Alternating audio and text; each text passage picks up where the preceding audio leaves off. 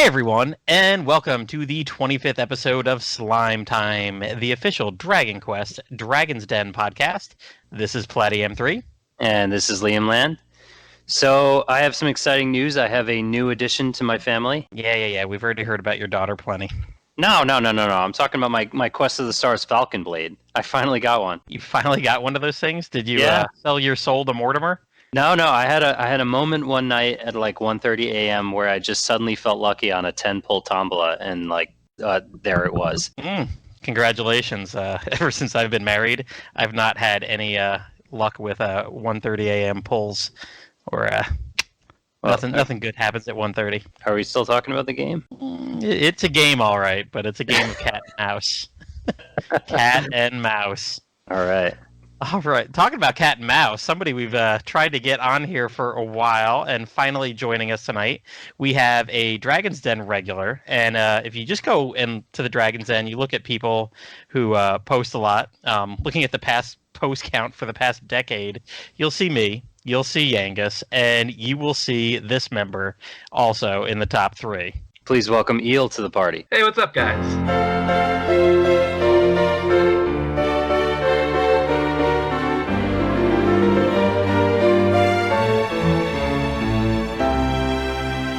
Yay, welcome to the podcast. Hey, finally got me. Yes. And now you'll be back forever and ever.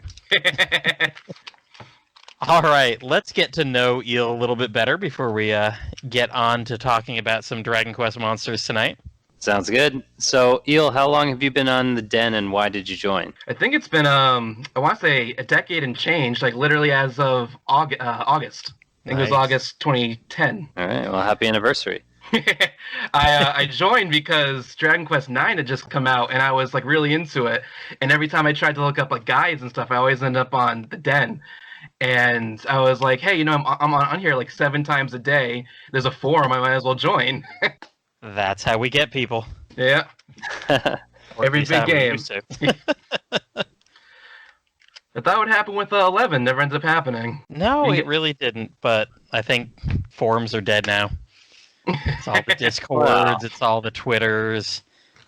You gotta get that instant gratification. Everything I'm not on. I think if it wasn't for this podcast, I wouldn't be on Twitter anymore. Or I think I look at my Twitter and it's like, oh yeah, you joined back in like 2011 or something. I was like, I did. Twitter was when I was doing social media, Twitter was like the least toxic place for me. It was all like Snapchat and Facebook. Yeah, Facebook. I will say the COVID has pretty much killed my participation in Facebook this year. I still have flashbacks from the 2016 election. Oh, I was talking to my that's cousin every day on Facebook. Yep. So a couple of my cousins got into it yesterday on Facebook.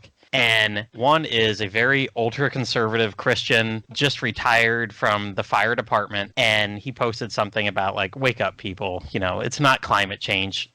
There's people setting fires out in the West. And he posted some article about some guy who's started 10 of these wildfires. And one of my other cousins is like, oh, well, yeah, I mean, that accounts for some of it. But, global warming is kind of one reason why all this keeps going and whatever. And he posted some other stuff about, like, hate to get political, but whatever. And my first cousin came back and I'm like, who told you to comment on my post? Like, you've not been out there fighting fires. I've done it for 30. And I mean, I was like, holy cow, I've never in my life heard my cousin or seen him type or say anything like this. And so, yeah, my other cousin called me up today and we're having this chat about it. And I'm like, yikes. And while we're talking about this, I was like, oh, by the way, your uncle unfriended me way back in 2016 during the election. Because he was talking about, like, there's family members we just can't talk to stuff about because certain people are just like unreasonable. They just can't like laugh it off or argue and be done with it. They got to be like, how dare you? Yeah. And well, my heart goes out to the people like affected by all the fires and everything. But I hope the silver lining out of this is that it puts an end to gender reveal parties. Oh, we did one for the first kid, and it was a simple, we cut into the cake, that was it. And it was on Easter. Like, it just so happened that was the time that it came on. So I was like, well, we're going to be together with like 8 family members anyway. So it wasn't really a party. It was just like, hey, Easter dinner's over. Let's open a cake. And then I don't know I can't remember if we were planning on doing it with the second one or not, but it was real early on, and I think it was even before the date that you're supposed to know the gender. Yeah. My wife's always been high risk, and she was just in there one day, and the doctor's like, "Well, he looks like he's doing great." And she's Spoiler. Yep. Yeah, She was home spoiler. that day. She's like, "Fuck it, nope, not doing anything." Nice. So wait, this fire thing though, it started with like, what was the guy shooting an arrow or something with like a fire on it? Is that how it started, or how does one get to a gigantic massive blaze from a gender reveal party? I thought it was just fireworks. Oh, was that it? It was fireworks? Yeah, I actually can't seem to find a reason, because I've been getting all my news on this from like memes, like directly from memes. I was gonna say at this point it's more of a it's true, but it's already an urban legend. Like Right. I'm just imagining like Edmure Tully, like the guy from Game of Thrones, like who's a real shit arrow. Like he's just terrible with like shooting arrows, and he just like he missed the target and just hit the forest instead. I mean, they might have lived next to some conservation land. I was hearing pyrotechnics were involved. Yes, and you see that word pyrotechnics, it could just be a frickin' sparkler. Yeah. You gotta make it sound better than it really is. They got the guy from the Metallica concert who almost burned Hetfield to a crisp. But anyway. Yeah. Say cigarettes out the window and starts this stuff. So whatever. All right. So yeah. Okay. After all that, let's circle back around. Eel, when you joined up with the Den, how did you come up with that username? So I'm about to drop a bomb on you. You guys have been pronouncing my name incorrectly for a while now. Oh, wow. Well, I've been pronouncing it because it's my initials. It's EAL are my initials, so that's how I've been pronouncing it. EAL. I don't really care how you guys pronounce it. I just thought it was always funny. Oh wow! It's like the Woodus thing. I mean, I think I was on the Den 15 years. Like, I'm on Woodus.com, and he was like, "Oh no, it's Woodus." Well, yeah, I think I found that out. I was always really confused where that came from. I found that out when we first recorded with him, I think, in like episode 2 of the podcast. Yeah, and I mean, there wasn't any really big story. It was just like a nickname from high school. Yeah. So it was a nickname? It wasn't even his like last name or anything? Nope. Oh my god. Yeah, I mean, it's not even close to his name. I even listened to that episode too. Oh my god. Well, I think what it is it just hits so like, oh, okay. It becomes unmemorable because you're like, oh, well, it's just a nickname. Got it. Okay, moving on. I mean, the kids at school call me Mr. Moose, but I have like this whole long story I go into about this kid who couldn't write their own name correctly, and jokes that went on for a year before I ended up getting the nickname Mr. Moose. So like I've got this whole story, and his was I when he told it, he was like, oh yeah, somebody called me this one time, and just kind of stuck as nicknames might happen in high school, and there you go. When he was looking for domain names, that was it. Where did Moose come from? You're not Moose. Yeah, that's what it was. It was some kid who couldn't write their own name correctly. It was this girl named Aniston, and she'd leave the N off her name. So I called her Anisto, and I used to do it in like the good old Mario brother accent. I was like, yo, Anisto, you bring a pizza pie with your paper that you turned it in? And she just was like, that's annoying, but I want you to keep calling me that because it's going to motivate me. It was a fifth grader that I'd had for years. She's like, it's going to motivate me to find something. And like they had to write in cursive, so I was writing my name one day, and the A didn't close, so it looked like an MU, and she started with Moosum, and today that would be like, you are offensive, sir. So yes, now I have like 70 stuffed moose in my classroom, and 3D printed moose, and moose paintings that are painted by a kid who's about to graduate college. So cool. But no, I don't think Woodus's story was that long even.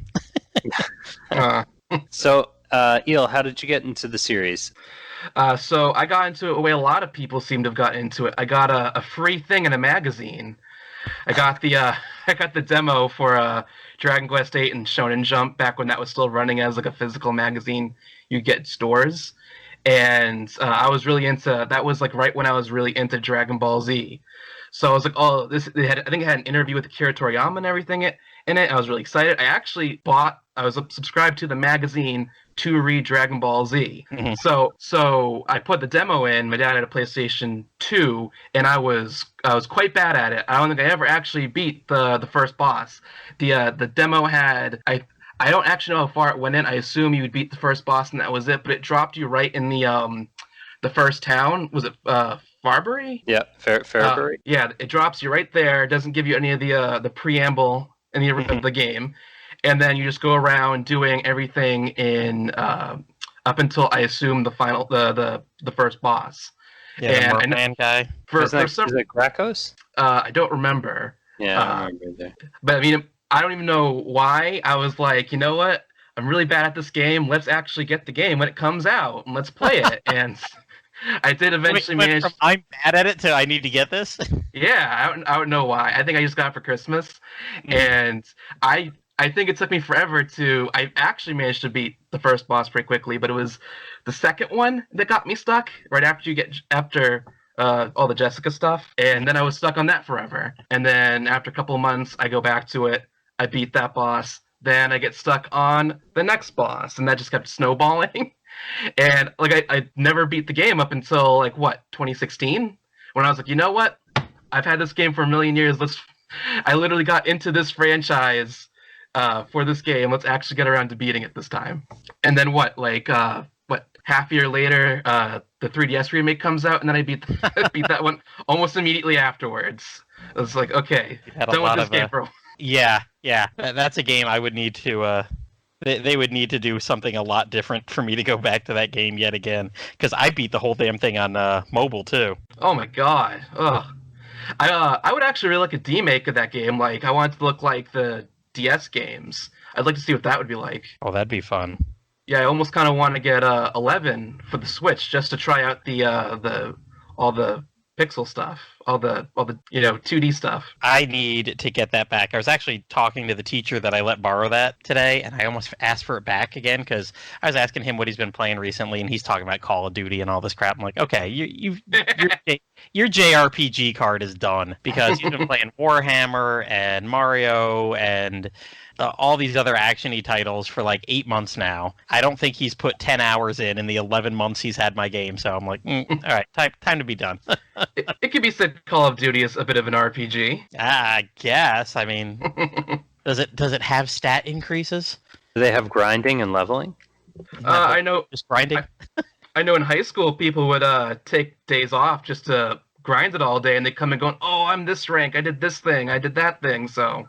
Yeah, see, I mean, some sort of progression. Mechanics are in so much these days, so I wonder if it's just equipment that gets better. Yeah, I think they started putting it in Assassin's Creed games now. I heard the newest one was an RPG of some kinds. Mm-hmm. The one in Greece. Yes, they talk about that a lot. The people on RP Gamer, I know they bring it up on the podcast all the time, and yeah, and I think RPG Fan, I listen to a couple of their podcasts, and yeah, they always talk about it like it's an RPG. So I guess, I mean, the lines are blurred on all these games these days. Well, we were talking recently about even just some of the old NES games that incorporated RPG elements into them, like River City Ransom was pretty much like a Double Dragon version of an RPG, and Baseball Stars, where you could actually build your team and based on, you could buy better players and get rid of some of your crappy players, based on how much prestige and how much revenue they're generating, bringing people to the ballpark. So yeah, those are some of my favorite original NES games, are ones that had RPG elements embedded into them. Mm-hmm. Yeah, I loved Castlevania 2 and was it the second Zelda one? Those are my two favorite ones. Yeah, those are both the ones that are usually people are like, nah, that's not the. It is very different, Zelda 2 from the original, and they never went back to that kind of formula. But I have started playing that one with my son recently, because we just finished. I just showed him the Ganon fight, which from the first game, which I think was pretty. It left a lot to be desired, just slashing a sword around, trying to hit someone blindly.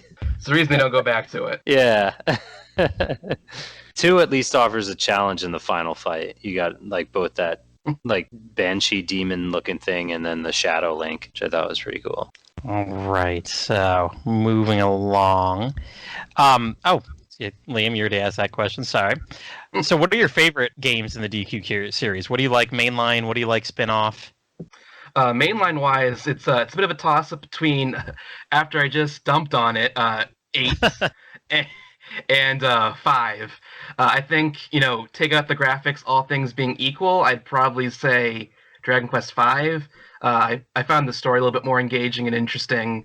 It's actually a lot less linear too than 8. 8 was pretty linear for the most part, and I don't like it when things. I'm really picky. I don't like when things are too linear, but I also like things when you're off on your own, like with Dragon Quest 6. Yeah. I felt like 5 was just right. Not too hot, not too cold, just right. I beat the whole thing in 2-3 days when I got it back in high school. Like I spent a whole weekend playing the game. Yeah, it was a great game. Yeah. It's only I think it's only 25 hours or so, 25, 26 hours. I was about to say, I was going to say it's like 20, 30 hours, not even that. And I mean, there's a lot that you don't have to do, so not like Liam. Liam gets every monster and grinds them up to level 99.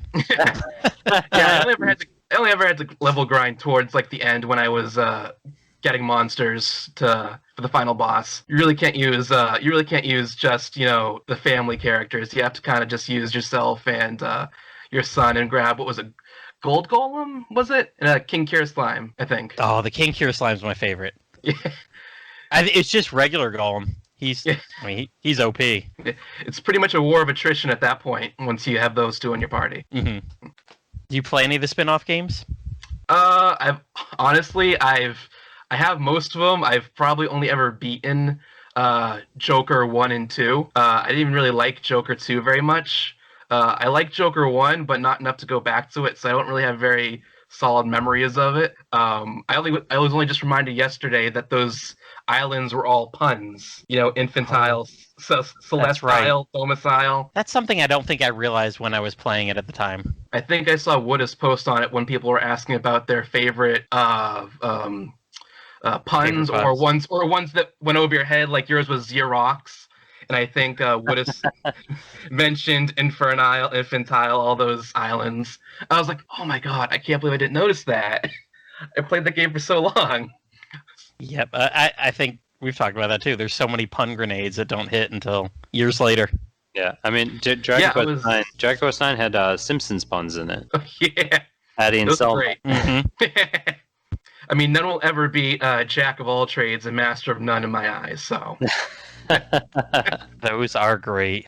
Those come up like weekly somewhere in discussion. I'm probably the one mentioning them. They must have like an entire pun division in the localization team. They just rush over to their office. We need a pun.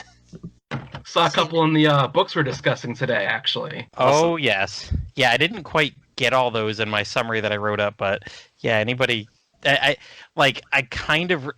didn't even look at 1 recently because I've got the whole thing summarized for later. But 2, I kind of really skimmed and almost reread the whole thing in the past 48 hours, and I kept seeing stuff, and I was like, "Oh, don't write all these down. There's going to be too many." But they did. The guy did pretty good. Yeah, I was impressed. A lot of references in there that people might not notice. Mm-hmm. All right. So, do you have any favorite characters from the series? We know one that you don't like. What are you talking about? Who is this? The thing is, I'm not really into the monsters all that much. I was really into Dragon Ball Z, like I mentioned, so I see a lot of his art style, and honestly, the monsters weren't, that interesting to me. I always really liked the puns associated with them, but I have grown to appreciate Draki in particular, just because it's a really cute bat. I'm really into Halloween. It's one of my favorite holidays. So like all the monsters that look kind of like, cheap cutouts that you can get at Walmart to hang up in your home, like, the skeleton soldier, walking corpse, monsters like that. I really appreciate their designs. I think the mummy you can actually get at Walmart. Oh yeah, that's right. I remember that. Yeah, you found that. Yep. Knockoff mummy. It was a magnet, right? Yeah, I actually went to a Walmart because he said that they had them there, and it was like I went like late in the Halloween season, and it was just like complete chaos. Like costumes thrown everywhere. Like all their Halloween stuff was just like either hanging off the shelf or on the floor. Season was any difference between early in the season Walmart? Yeah, it could have been just Halloween starting right now. You could probably go take a look and see if they're there now. Any show up in the box this year? Right. So A couple weeks. do you have any favorite mechanics in DQ games? When I first got into games, I was really into Pokemon. You'll be hearing me mention Pokemon a lot in this podcast, I bet. So the turn-based battling was something I was very familiar with, and that's what I appreciate most. I think that's why I don't really attach too well to the console ones, because when it's a handheld, I can be, when I was back in school, I could do homework or something. I could pause the game, do some homework. I could... Right now, I've been listening to podcasts while I, do some master trainer grinding in Pokemon Let's Go. I can do that with, any of the handheld Dragon Quest games. I couldn't really do that with, say, Dragon Quest 11 and Dragon Quest 8 up until, the 3DS version came out. So I'm really into the way you can go at your own pace with turn-based battles, while it still feels really exhilarating when you're in a really tough fight. So even though you're not, button mashing, going crazy, freaking out, you can't pause the game, can't look away, you still feel that tension when you're like, oh, come on, Yangus, please get a crit, please. No, definitely. That's why I like the turn-based. Yeah. I was even getting into a discussion yesterday about there were some rumors posted online yesterday about the Dai no Dabuken coming to Crunchyroll, possibly on October 2nd, right after it debuts in Japan. And nothing official was said today, but there were some people talking about it last night that it might be officially done, the word might be out soon, whatever. And I was chatting with somebody about subs versus dubs, and I said, whatever, I know the subs probably better, it might usually be better. I said, but I have a hard time watching a lot of stuff subbed because I have a hard time spending 100% of my attention just on that one thing. And I think that's kind of why I like turn-based. I can be watching TV and, pick my commands, do something, watch a little football, look back down, pick the next round. Yeah, my personal experience, there's the difference between dubs and subs are pretty negligible right now, the way things have been. Where, you can see, Funimation puts up dubs for their shows, the day it comes out in Japan now, for the most part. Nice. I know they're still doing that, with COVID going on, but, yeah, so, personally, I'm hoping it ends up on Funimation just because, we can get dubs really quick. Their video player is absolutely garbage, but you're also pretty much guaranteed a physical release within, a year and a half, maybe 2 years. Mm-hmm. But there's almost always a dub with it. You really don't know what you're going to get with Crunchyroll or, Sentai Filmworks or Netflix or whomever.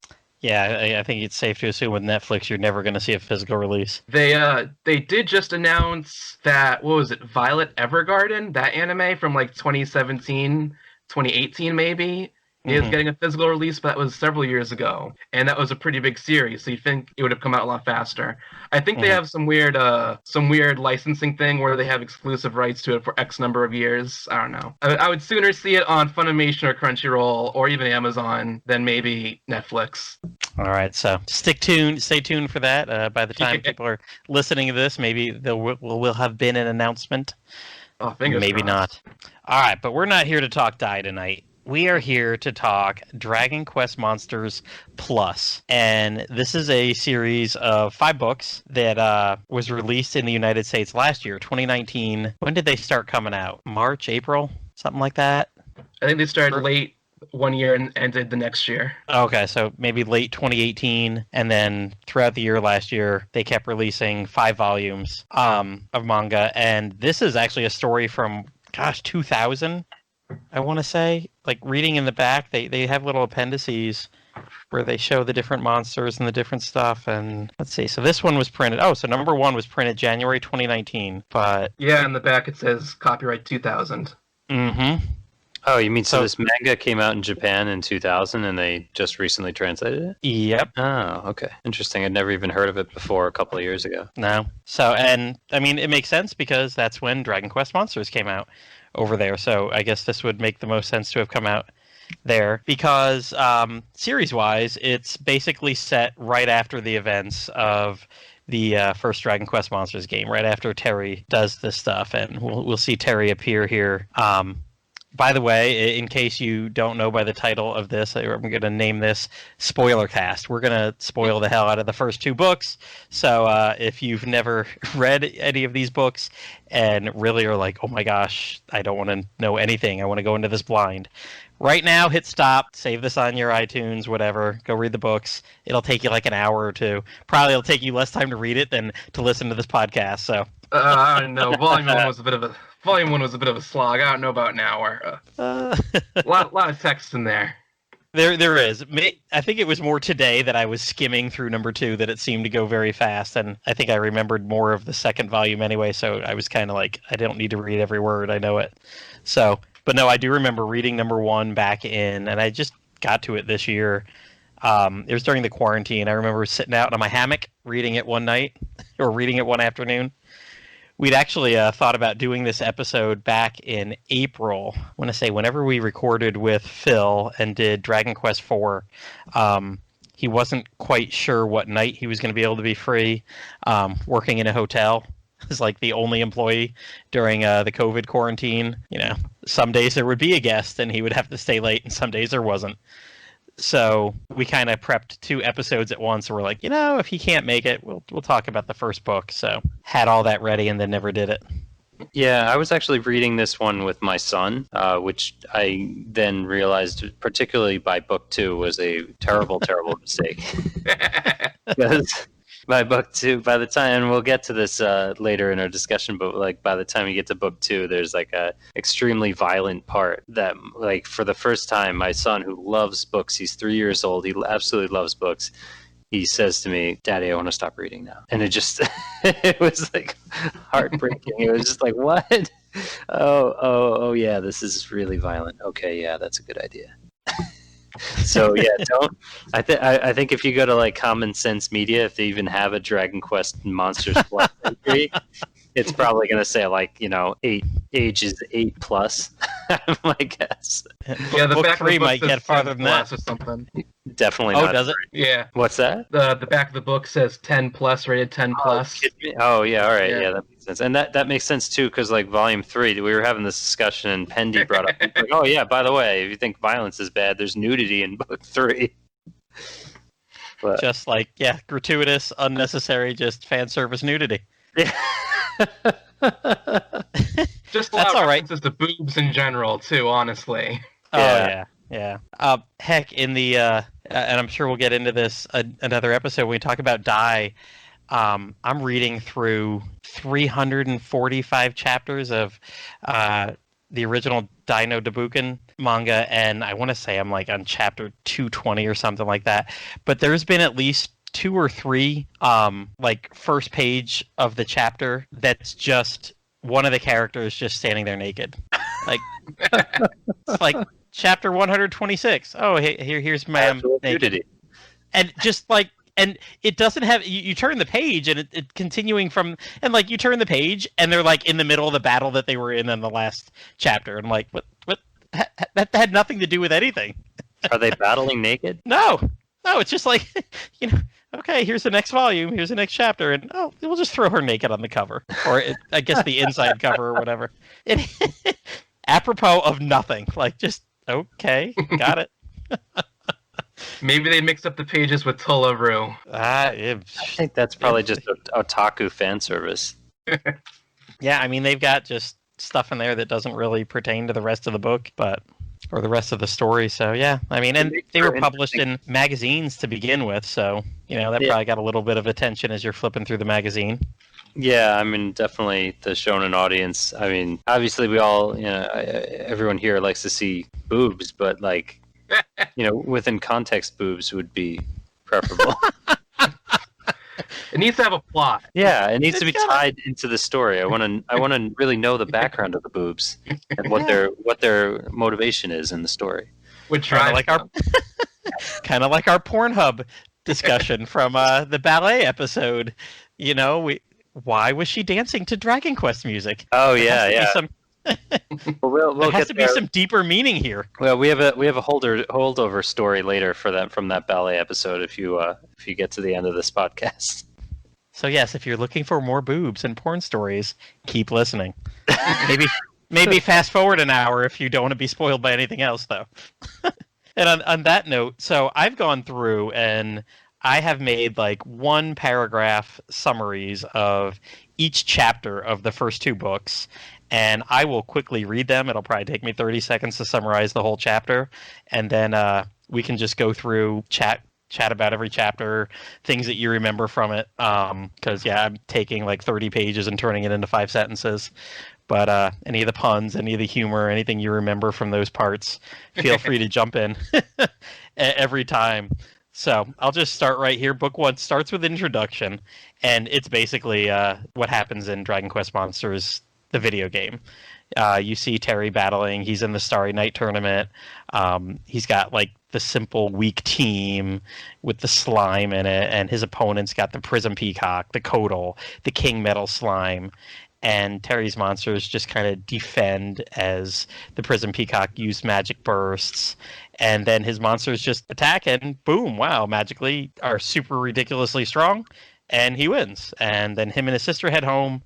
And it's mentioned like, sometimes he comes back to visit us. Anything else you guys remember just from like the little intro? Wasn't very long. No, I mean, when I had just beaten Dragon Quest Monsters for the first time, like right before I read this, so it was all like pretty fresh in my head. So it was kind of a welcome little kind of Easter egg that they would have like that tie-in with the game as the opener for the manga. Mm-hmm. Yeah, I've never got around to playing this game, so I have very little context to what was going on. So I guess the start of the manga was a bit of a spoiler alert for the ending. Yes, Terry wins. Terry wins. I mean, I guess you can say Dragon Quest 6 was a spoiler alert for the ending of that game too. But I mean, he's still alive. He did not die as a child by monster death. So, all right. So there wasn't too much to say about that. It was just like a quick FYI. Here's what and I think Liam, you said you read this to your son. Like literally these 10 pages, trying to read this and have them get used. Not even, it wasn't even the backwards flow, because whatever, they were 3 and 5 when they might even have been 2 and 4 when I started reading this a year and a half ago to them. And yeah, I could not keep their attention through those like 10 pages. They were too busy looking and screaming at what the next panel was. And, Daddy, look in there, there's a slime. And I'm like, oh my God, I can't even read this. Nope. I remember getting the book in like January of 19, and I like immediately was like, I'm not reading this to you guys. The fact that there's 2 of you and you can't stop screaming about what's on the next page. I'm like, no. But turning the page, we get to chapter 1, and they're all named about nights. I didn't really get the idea behind this because it's not like one chapter flow is a full day or anything. I guess maybe it's like a play on the Starry Night tournament. But all the chapters are named the first night, the second night, the third night. Correct me if I'm wrong, but doesn't Dragon Quest Monsters take place over the course of one night? Because that might have been why. The Starry Night tournament. So that Terry like went into another world and like got returned, and like his mom never noticed he was gone or something. Or was it that the Starry Night was just like whatever night you happened to start the tournament? I don't remember. I'm not 100% sure on that. I feel like gate would have been a better word to use, honestly. Yeah, I mean, it or just chapter 1 or something. I mean, yeah. So, like, the first chapter is called The First Night. It's way cooler than being a hero, you know? So they've got these long titles as well. So this story opens, though. Terry's not the main point of these stories. You got this kid, Cleo. And the story opens with Cleo. He lives with his mom and Marine in some other world. And he's out in the forest trying to be a hero. And he wants to find mottled slimes and beat them up. Because, you know, he's a hero. You go out and you fight slimes. But he finds one eventually, and it eats his cypress stick. And he goes home hurt. This is how weak this kid is. Can't even beat up the mottled slime. But his mom explains to him that monsters are pure. They're easily influenced by both good and bad people. So they're not inherently bad. It's just, you know, maybe that mottled slime out there had been mistreated before. And plus, you're trying to hit it with a cypress stick, so that's what you get. Yeah, I was in Dragon Quest 6. Yeah. So Wadabu shows up that night. He shows up in Cleo's bedroom. He says, oh my gosh, great tree's in danger. And Cleo he's like, we need you. You're the one that we need to do this. So Cleo, like, quickly gets all excited. He puts on his whole hero outfit. He's got a wood sword, and he's excited, like, yeah, they disappear into the dresser drawer, just like in Terry's Dragon Quest Monsters. On their way warping there, Wadabu, he introduces himself, and he's like, hey, by the way, we don't need a hero, we need an MM. And I swear it doesn't even say what MM is. I mean, you obviously figure out later that it's Monster Master, or, and it's an abbreviation for that, but he doesn't even say what it is. And I'm like, this isn't a really long thing to say. There's so many other words in all the text box. Why not say what it is? Oh, go ahead. I read the first volume like 2 days ago. They didn't specify what an M was in like the first chapter at all. I assume it was just to do with the space in the panel. Mm-hmm. I don't know. I feel like they should have at least tried to make space in that first panel where they mention what an MM is, and then gone on to just call them MMs. Yeah, so I was really I was like, what is that? And Plattym, somewhere. Plattym, that's your initials, so that you were probably... It is my initials. You're probably like, oh my god, the book is talking to me. Cleo needs to become me. So, at the end of that chapter, Cleo just kind of plops into the Shrine of the Starry Night, where all the eggs usually appear in the game. So, other than not knowing what the hell MM stood for initially, especially if you haven't played the game, like Eel hasn't, but... anything else about that first chapter strike you? There was a Dragon Ball Z reference in there that you may or may not have noticed. When what's his name, Cleo, when he was sleeping, you could see the Z's. They look like the Z from Dragon Ball Z. Oh, I've got it open right now. I'm gonna look real quick because I see him in bed. Poof. I think it was like his sister woke him up or something. So it was early in the chapter. So yeah, I mean, like, as you said, there's lots of little references throughout the book there, so that's pretty cool. Liam, you remember anything? Not really. Yeah. Pretty right. unremarkable first chapter. It is. I mean, it's still background. Well, I mean, there's Wadabu again kidnapping children. Yep, taking him into the dresser, and in the middle of the night. Nobody thinks that's weird at all. He's the good one. he is the good one, supposedly. We'll see. I mean, who the heck knows? The way I've only read the first two books, so we're going to talk about the books, and I actually have no idea where it goes after that one, really. Same here. Step into a cave with a woman, but, I wanted to save care, so I didn't read ahead. I just skimmed through the third volume. Mm-hmm. All right, so the second chapter is called The Second Night. I think I'll go home after all. Heart. So Cleo's dumped in the Shrine of the Starry Night. Girl walks up to him and he's like, oh, you've got max HP, and it says those are hottie points. So she said she liked Terry when he showed up there too. So Cleo starts worrying about staying in this new world for a bit, but then he gets all brave and he's like, oh man, okay, I've been sent here to be a hero, let's go run out of the shrine.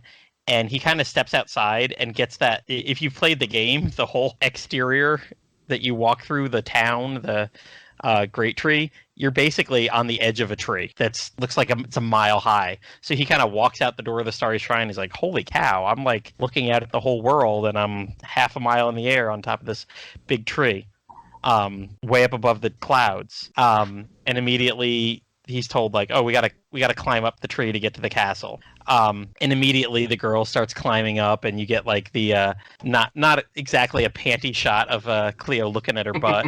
Yeah, the infamous upskirt shot. Yeah. Oh, yeah. Yeah. You get the upskirt. And she's like, oh, he's so cute. But by the time they climb all the way up to the top, he's like huffing and puffing, like, holy crap. They get into the throne room. The king thinks this kid looks a lot like Terry. Cleo's still excited to be a hero. But the king's like, no. Again, we don't need a hero. We just need an MM. And Cleo's like, you know what? Maybe peace out. I think I've been taken here under false pretenses. So then a couple monsters come in and attack. This old dude walks in with, is it Zenlon, the name of the huge, long dragon? I was pronouncing it Shenlong because it looked kind of like the dragon in Dragon Ball Z. And it looks like it too, so I was going off that. All right, so Shenlon, there we go. I mean, whatever it's called. It's spelled with an X, probably that. But Shenlon comes in with this old guy, and he says, you know what? Humans can't beat monsters. Only humans can bond with monsters, and then the monsters fight each other. And there's a quote in there, "A monster for a monster is the rule of the world." So after seeing what the old dude did, having his monsters beat up these other invaders, Cleo's like 1,000% on board. He wants to know what MM is. So maybe this is why they did it. And finally, everybody gets introduced. Maman is the old guy, and he's a monster master. The girl that we got the panty shot, she's the hot chick, and her name's, I think I said Omelet is her name. She's the egg consultant, because in the video game, you can go talk to the egg consultant and find out if your egg is going to hatch as a male or female in the game. The king's a king, and then there's our jester, the jester. The king's all excited. He's like, "Oh man, you're gonna be 1,000,000 times cooler than Terry." And the jester interrupts, and kind of like in Dragon Warrior Monsters, where the jester is always like trying to calm the king down and like say he's exaggerating, and he does that here. He's like, "Whoa, that just doesn't add up, king." And and from a distance, the chapter ends with Warabu, who's like the bad one, all pissed that they brought in another weirdo to their world. So what do you guys think of this chapter? It still maintained the whole lot of dialogue. Any action panels were like just crammed with text, so it made it really, not so fun to read through. I'll be quite honest, it was first couple chapters were a bit of a slog. I like hottie points for hit points. Yeah, the hottie points. That was a good one. See, I wonder if stuff like that, how those jokes come out in like Japanese. They're probably not there. I mean, that's probably a localization thing. Yeah, but like, what is Japanese? I mean, it says HP still on the screen in Japanese, doesn't it? Yeah, I mean, it's probably just hit points. Mm-hmm. I don't know if they're. Well, she's flirting with him, so somehow in there they had to have, because she flirts with him forever. And that becomes a plot, subplot going through the first book. So yeah, I just wonder what she sees in him. Jeez. Yeah. I'd have to get the original manga and like see if we can translate it. That'd be... So, and you're right. You know what? I think I had a hard time. Like I said, I started this with my kids, and then I went back and started it again myself. And until we really, so I had it since January 19, and there it was April of 2020, that I finally sat down and was like, okay, I'm going to read through all of it. Little Dragon Quest 70 with you just got to get through the first little bit, and then it hits its stride. So I'm looking at the upskirt shot. And they actually have some like onomatopoeia for it. Of course I am, yeah. And it's got some onomatopoeia, so it's not even just like the upskirt shot. It's wapow. So it's like it's got sound effects. Like when he sees it, he's like wapow. Yep. That is written all the way across there. You got the lines like woo. He's definitely seeing an ass. Yes, he is. Yeah, she's like, oh, he's so cute and naive. Like he's like 10 years old. Yeah. He's so cute and naive. Check out my ass. Yeah, I don't know very many girls who would react to that when you were checking them out from behind. Yeah, definitely not. I mean, she's not that old in the book, but like, she looks like could be like 16, 17, and he's like 10. Even worse. Significantly taller than him. Yep. All right. So the third chapter goes. It's the third night. Great Dragon. And Cleo, Maman, and Omelet, they go to watch a battle. They're trying to explain to him what a monster master is. So they go to like the Starry Night tournament area to watch battling. And there's this hot chick there, Machinko. She's dressed like a Dragon Quest 3 warrior female, but there's frills all over her outfit. And her monsters are trying to status effect this young Chai-san guy. At least they say he's a guy. They're like, oh, Chai-san's apparently male, but he starts up all wrapped in clothes and scarves, and only the little eyes are appearing through. All the status effects don't stick. Chai-san's monsters counterattack and win, and Chai-san's named, oh, you're rank A. So Cleo's all excited watching this, but Mamon's like, no, we got to go back to the king. Apparently, he's got a great dragon for you to start with. So they take him back up to the monster farm, and Pulio, the keeper of the monster farms up there, he's trying to explain to the king that basically all the monsters that used to be there, they're all gone. And the king's all pissed, and he's like, I'm not going to get in front of a great dragon and stop him from going away. So the king, of course, exaggerates, and he wants to give him 100 whacks and then fire him. But this time even the jester agrees with that. But Mamone and Cleo show up, and they're like, hey, look at all the monsters, but there's no monsters. The only one left is Slib the slime, and he's super excited to meet Cleo, and Cleo's like, whatever, you're just a lowly slime. People all get mad. Cleo's supposed to befriend these monsters, not insult them. So then he tries to be nice, but now Slib isn't having any of it. So Chai-san shows up, feeling a little insulted that Cleo is this next chosen one, not him, that has just been named Rank A. And, because he wanted to be the one chosen to go find Terry, who's apparently somewhere out there, and stop whatever evil is coming that they think of, and making all the tamed monsters revert to their untamed state. So he mentions that Slib used to be BFFs with Terry, and they won the Starry Night tournament together. He knows how to cast Magic Burst, and Cleo's like, oh my god, that's the best spell ever. And then Chai-san and Cleo argue, and a battle breaks out, and the chapter ends with Cleo like ordering Slib to use Magic Burst. So this character, I read it as Chisan. Isn't there? I was reading it too. Isn't there an equivalent character in Dragon Quest Monsters who's kind of similar to that? Who's basically like the anti-Terry, like who's following you around like throughout the game? Or am I misremembering that? I mean, at the end of the game, you battle your sister, but Yeah, I thought I don't. Another Monster Master. I might be thinking of a different game. Are you thinking of Pokemon with a rival? I don't know. I don't think they went. Dragon Quest 6. Terry follows them around. Yeah, Terry was the rival in 6. Yeah, that's true. Oh, yeah, no, I feel like I've seen that kind of plot line before, where there's just like a rival version of you, and then, but yeah, Chisan did give me definitely like Sheik reference. Like it felt like Sheik from Zelda, who ends up being like Princess Zelda, because you could sort of tell that Chisan's a girl, like in like a ninja garb, so you can't really tell, but. That's the vibe that I think I got from that character. But I also thought like Cleo's kind of obnoxious, and and Chisan almost has kind of like a right to be pissed off that she wasn't chosen. That's like the vibe that I got from this particular chapter. Like Cleo, they're certainly like building him up to be like he's got to go through a story arc where he's going to mature, but Chisan seemed like way more experienced in this, particularly in like this chapter, and that would have been a better choice. Definitely. Like you take someone who's already experienced to send them after Terry, and not just like take a level 1 Monster Master and trying to like build them up. I mean, it's like the plot of every Dragon Quest. You know, there's kings and armies and whole nations here, but hey, that 16-year-old dude over there.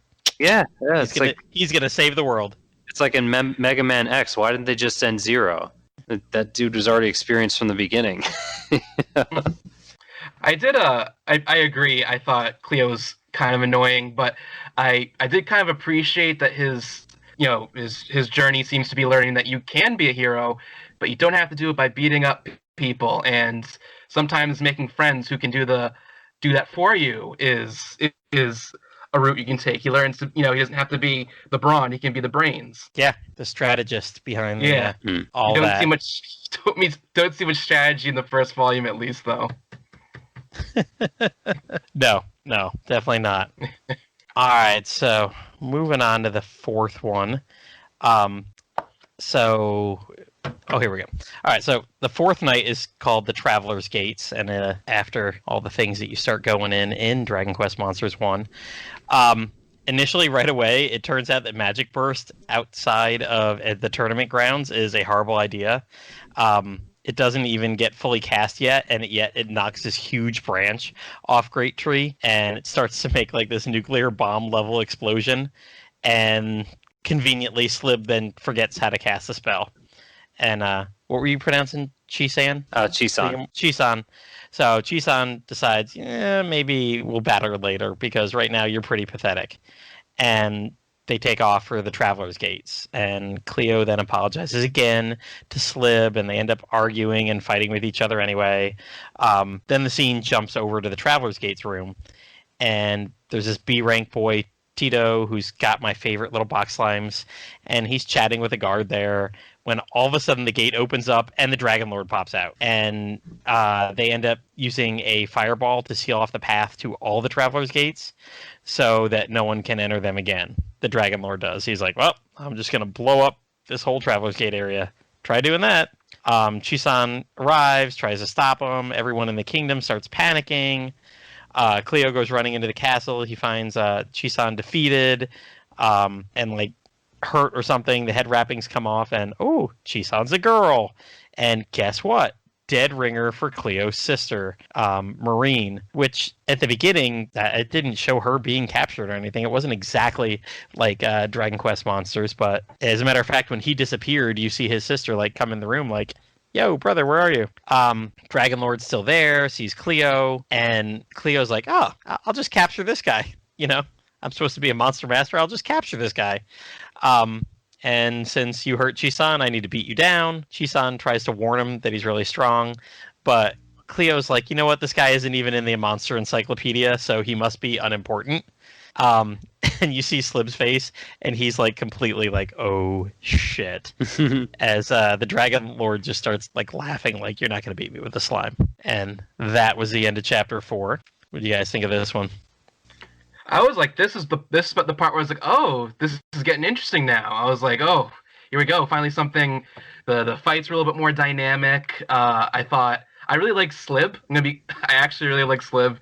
His facial expressions are very endearing, and some of his gags later on, I actually were like the only times I ever really laughed like out loud at some of the jokes they were doing.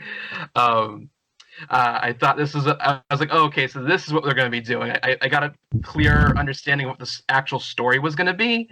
Like the first couple chapters were just setting it up, and at this point, I was like, okay, yeah, I think I see what they're going for with this particular chapter. So Slib and Tito are actually characters from the game. Oh, really? Yeah. So Slib is the first slime that you get when you start, and Tito is the boy who gives you the first slime. He's the kind of monster herder that lets all the monsters out in the beginning of the game, and then the king wants to fire him, and then I think like Terry steps up and says, "I'll gather the monsters back," or something like that. Yeah, I don't remember Tito, but I mean, yeah, I remember Slib. And yeah, I had a hard time trying to figure out who was and wasn't in the actual game. Like I looked up Omelette, I didn't see her at all. I assumed they just replaced a stock character with an actual character.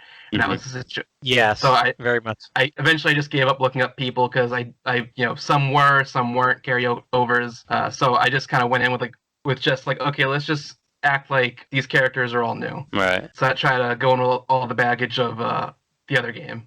Yeah, I mean, other than like the Jester and the King kind of acting with their ridiculous personalities, yeah, there wasn't. I don't think there were that many. And I mean, by the second book, you're completely you get a character in there, but you're out of the Great Tree area and definitely getting away from the Dragon Quest monsters exact tale. I don't remember because I read this last April, but did they do anything with like any jokes about the king also being the Metal King? Not that I saw. That I recall. Okay, because that like they alluded to that a lot in Monsters, that the king was actually like he had like that back room that he would go into, and that led over to the Metal King room where he would just like pop. No. Yeah. Other than that, it was cool to see the Dragon Lord show up. I kept thinking of how I had bred a Dragon Lord that was way smaller than the actual Dragon Lord when you fight him. So I fought Dragon Lord with Dragon Lord, and the one I fought was like twice the size of the one that I had. So, yeah, there's no sense of size in that's pretty typical, yeah. The GBC game at all. Now, when you play Terry's Wonderland 3DS, that's where they went with the. Did they have monster sizes in Joker too? Do you remember that, Eel? I think they did. Like 2 slot monsters or something like that. Yeah. Oh, yeah. They had that in Joker and Joker 2. I remember I went around. I went around breeding all the big boss monsters, and they took up like 2 spots. Mm-hmm. So yeah, they do. When in the 3DS remake, they pretty much use all the Joker mechanics. They take that game, they remake it with the Joker engine basically, and you can definitely see their sizes. Like when you go to the top of the Great Tree, to the monster farm, and they're just all running around out there. You're like, holy crap! And they've got 3 slot monsters that you can't see running around the farm. You have to go up on this platform and you look down and you get the feeling that you're like 50 feet in the air and they're like eye level with you. Anything that's that big. So the game itself, the Terry's Wonderland 3DS remake, is definitely gets you more of that idea of size. But back to the back away from the game and back to the book. The fifth night, chapter 5, is called "My Slimy Self is Gonna Die," and it starts with Slib convincing Cleo that 1, this fight is bad news, but 2, we do need to protect Great Tree. And you see the Dragon Lord; he's casually casting Sizz, and it's increasing to Sizzle and then to Kasizzle. And Slib's like, yeah, don't worry. If I die, you can just revive me with the Yggdrasil leaf. Don't worry, I'm gonna go battle him anyway. But Chai-san, whatever. Sorry. Chi-san starts thinking like, oh, there are no more Yggdrasil leaves anymore. Evil's causing all that to dry up. And you see Slib think of like that line from Star Wars: "The needs of the many outweigh the needs of the one." Star Trek. Sorry. Sorry. Wrath of Khan. Yep. Call yourself a Trekkie. Come on. I know. See, I'm trying to read this and then come up with stuff on, like reading my summary and throwing in my own ideas at the same time. Bad idea.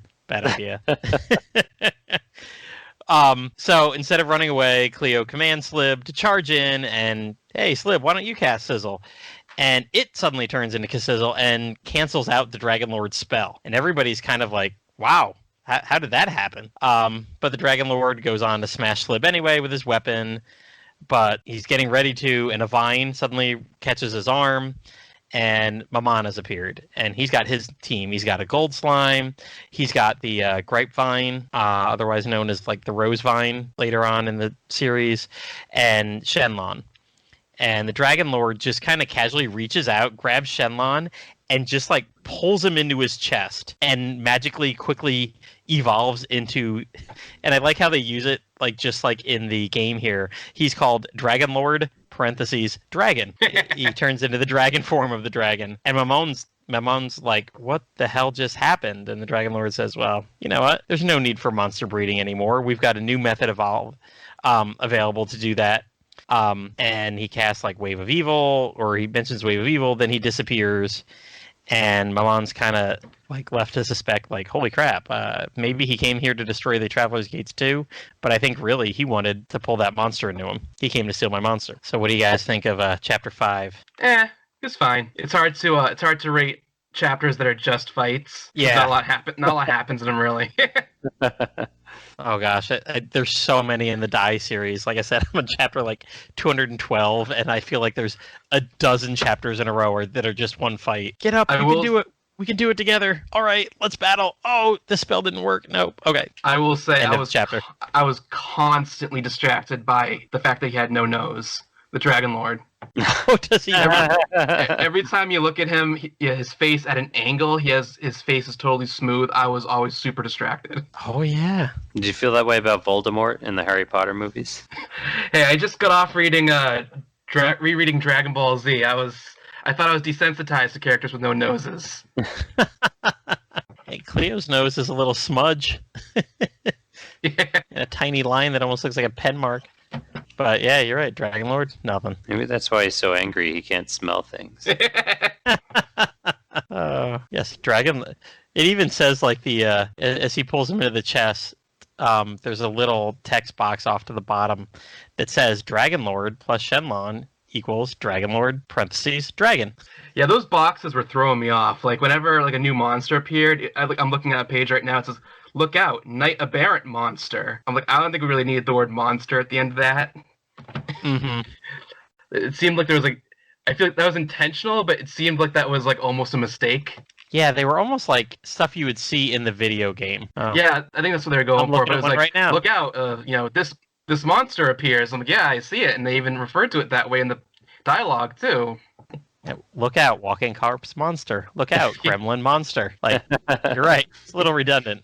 We get it. All right, so the first book ends with the sixth knight off on an adventure. And since they just saw the Dragon Lord like grab Shenlong and just basically suck him into him. Mammon talks about basically the birds and the bees, Dragon Quest monster style, and how breeding is supposed to work. And definitely it's not supposed to be like what the Dragon Lord just did. And with all the other Traveler's Gates destroyed, or the path to them destroyed, the Dragon Lord has left behind a Traveler's Gate. And Cleo's like, well, I'm going to be a monster master. I better go in there, get more monsters, build up a team. And Omelette shows up. She's got one other monster that she found at the farm. It's one of the little baby dragons, also known as the small fry.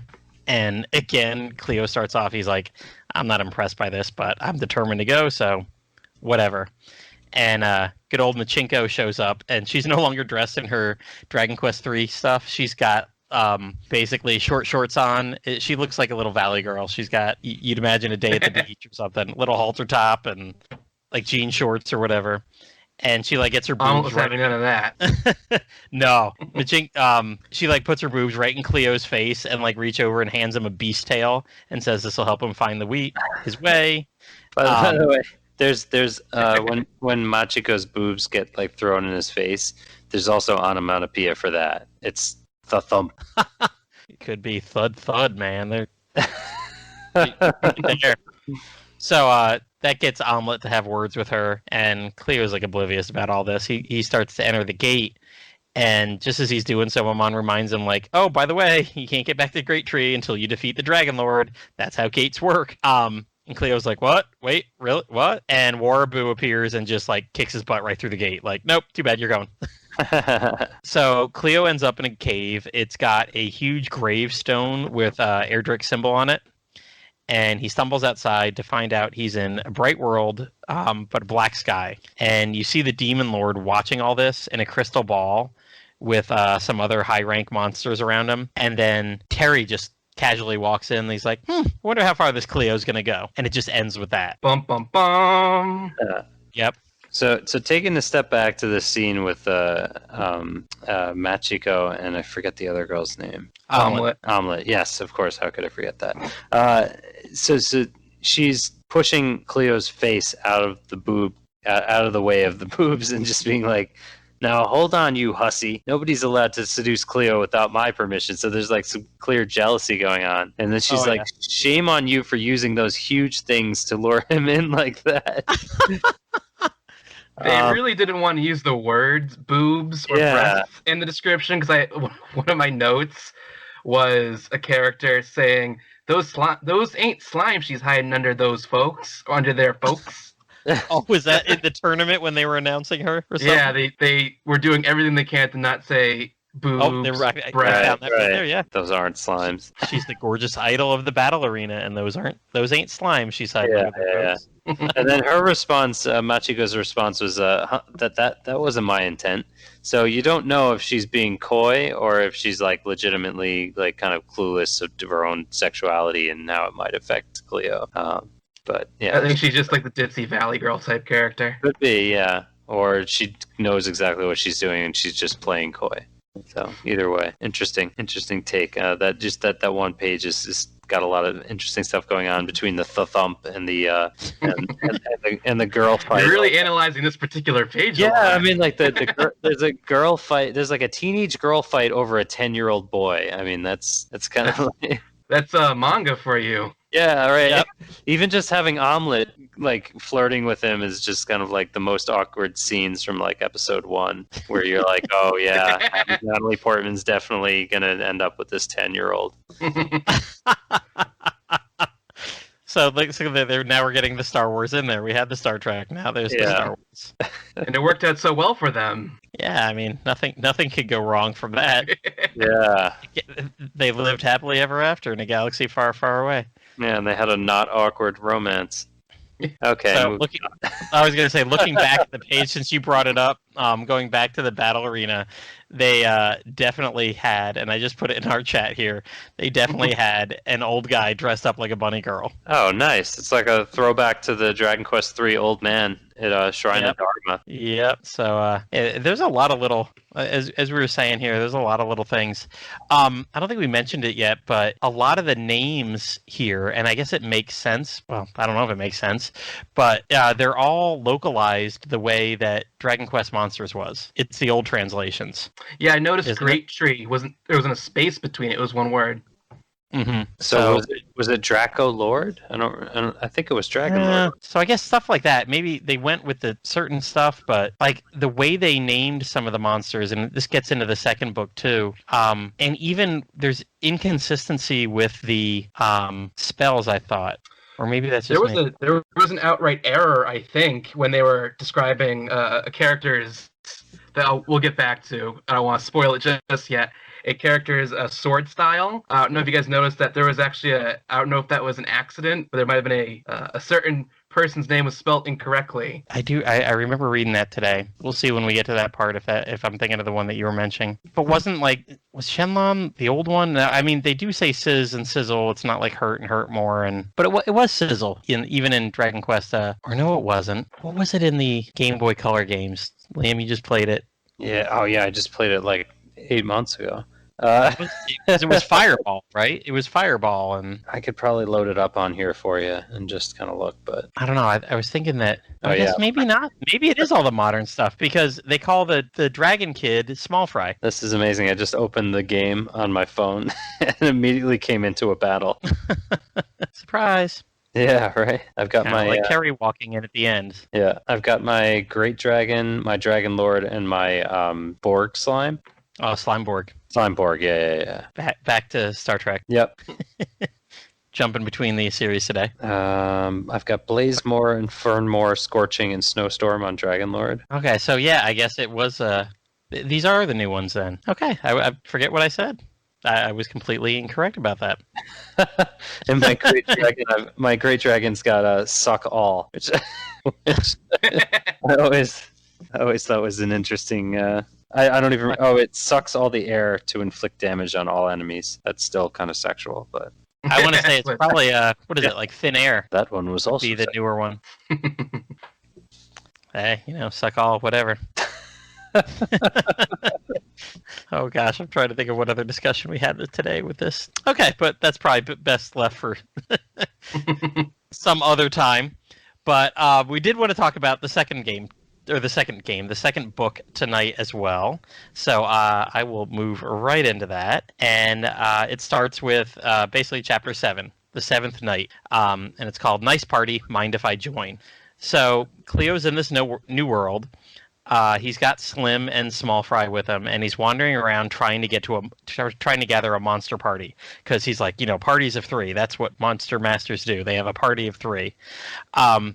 So they keep fighting a bunch of different monsters, and really it's just Slib that's fighting. I wrote his name is Slim in here. Oops. Slib just keeps fighting, and the Small Fry is like, just sitting back, whatever. But they can't recruit anybody. None of the monsters want to join them. And a she-slime sees them and gets interested, and comes up and talks to them. But Cleo's like, no, we already got one slime. I don't need another slime in the party. So, and then, like a skeleton, he's doing something and like picking up a rock, and a skeleton comes by and scares him. And he's like, hey, how are you doing? And runs away. And then a magician monster walks up and talks to him, trying to point him in a direction of a town, and he runs away. So it's kind of like implied that the skeleton and this magician are like really friendly towards him, but he's like, holy crap, these are undead monsters, no way. But they end up in the town of Hawksness, and they're then battling the Knight Apparent. And this is right out of Dragon Warrior 1. And he actually seems interested in joining them for a little bit, but then kind of shakes it off. He's like, he's talking about, because Cleo's trying to talk to him, like, oh, you should join me. You can get stronger. You can go on adventures. And he finally is like, yeah, no, I'm a monster. I should just attack you. And at the very end, like, you see the chapter, Cleo's exhausted laying on the ground, and the she-slime's next to him. And he's like, you know what? What the fuck? Just join us. I mean, there's nobody else. You're in by default. And her name turns out to be Lime, which I thought was funny, because what was the thing with how slimes taste? Was there a producer that was interviewed in the past year, because there was something about how slimes would taste, and the answer was they would taste like limes? Maybe I think I remember hearing that too. Mm-hmm. But there's also a lime slime, which is the green version of the slime. Mm-hmm. And she's definitely not. I mean, I know this is all, but they even mention like, oh, I've never seen like at the end or something, she goes back to Great Tree, and they're like, "I've never seen a red one before." So then, all right, just speaking philosophically here, if all slimes taste like lime, do the lime slimes taste like extra limey, or maybe they're lemon limey?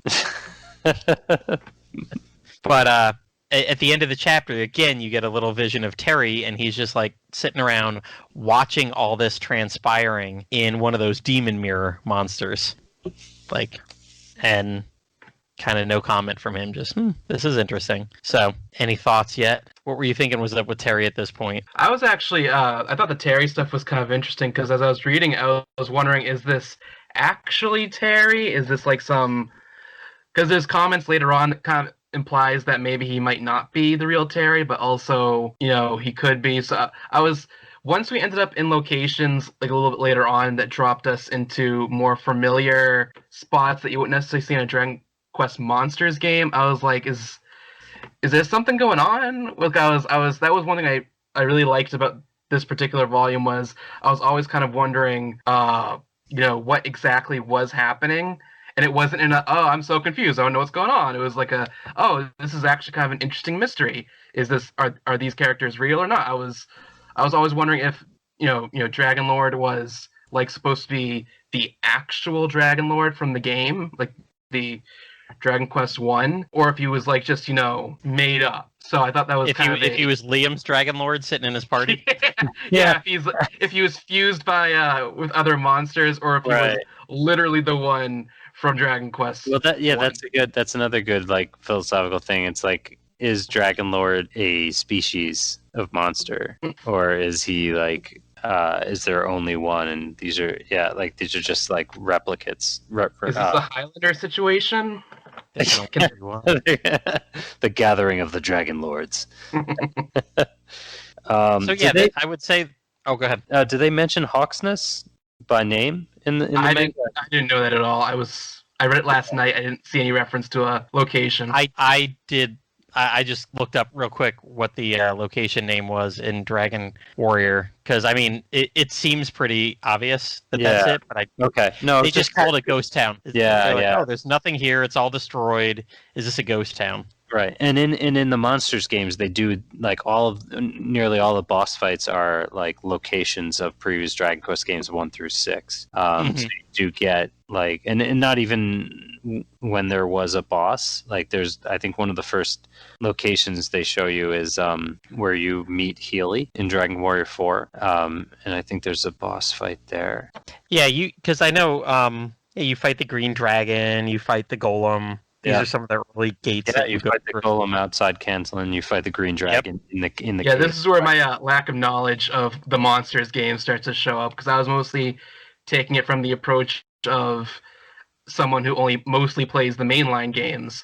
So so I was kind of lost on some of the finer, references to the Monster series. Yeah, there was a lot of like that in the game though, where they just kind of toss in scenes that were throwback from the previous games. So I think that's what this was doing in the book as well, showing you Hawksness, or I think it's called Dromdara or Domdara in the remakes, and having you fight the Knight Apparent, Knight Abhorrent, which you like the Iron Knight that you fight in the original Dragon Warrior game to get Erdrick's armor. So yeah, I just saw that as a throwback, which I thought was pretty interesting.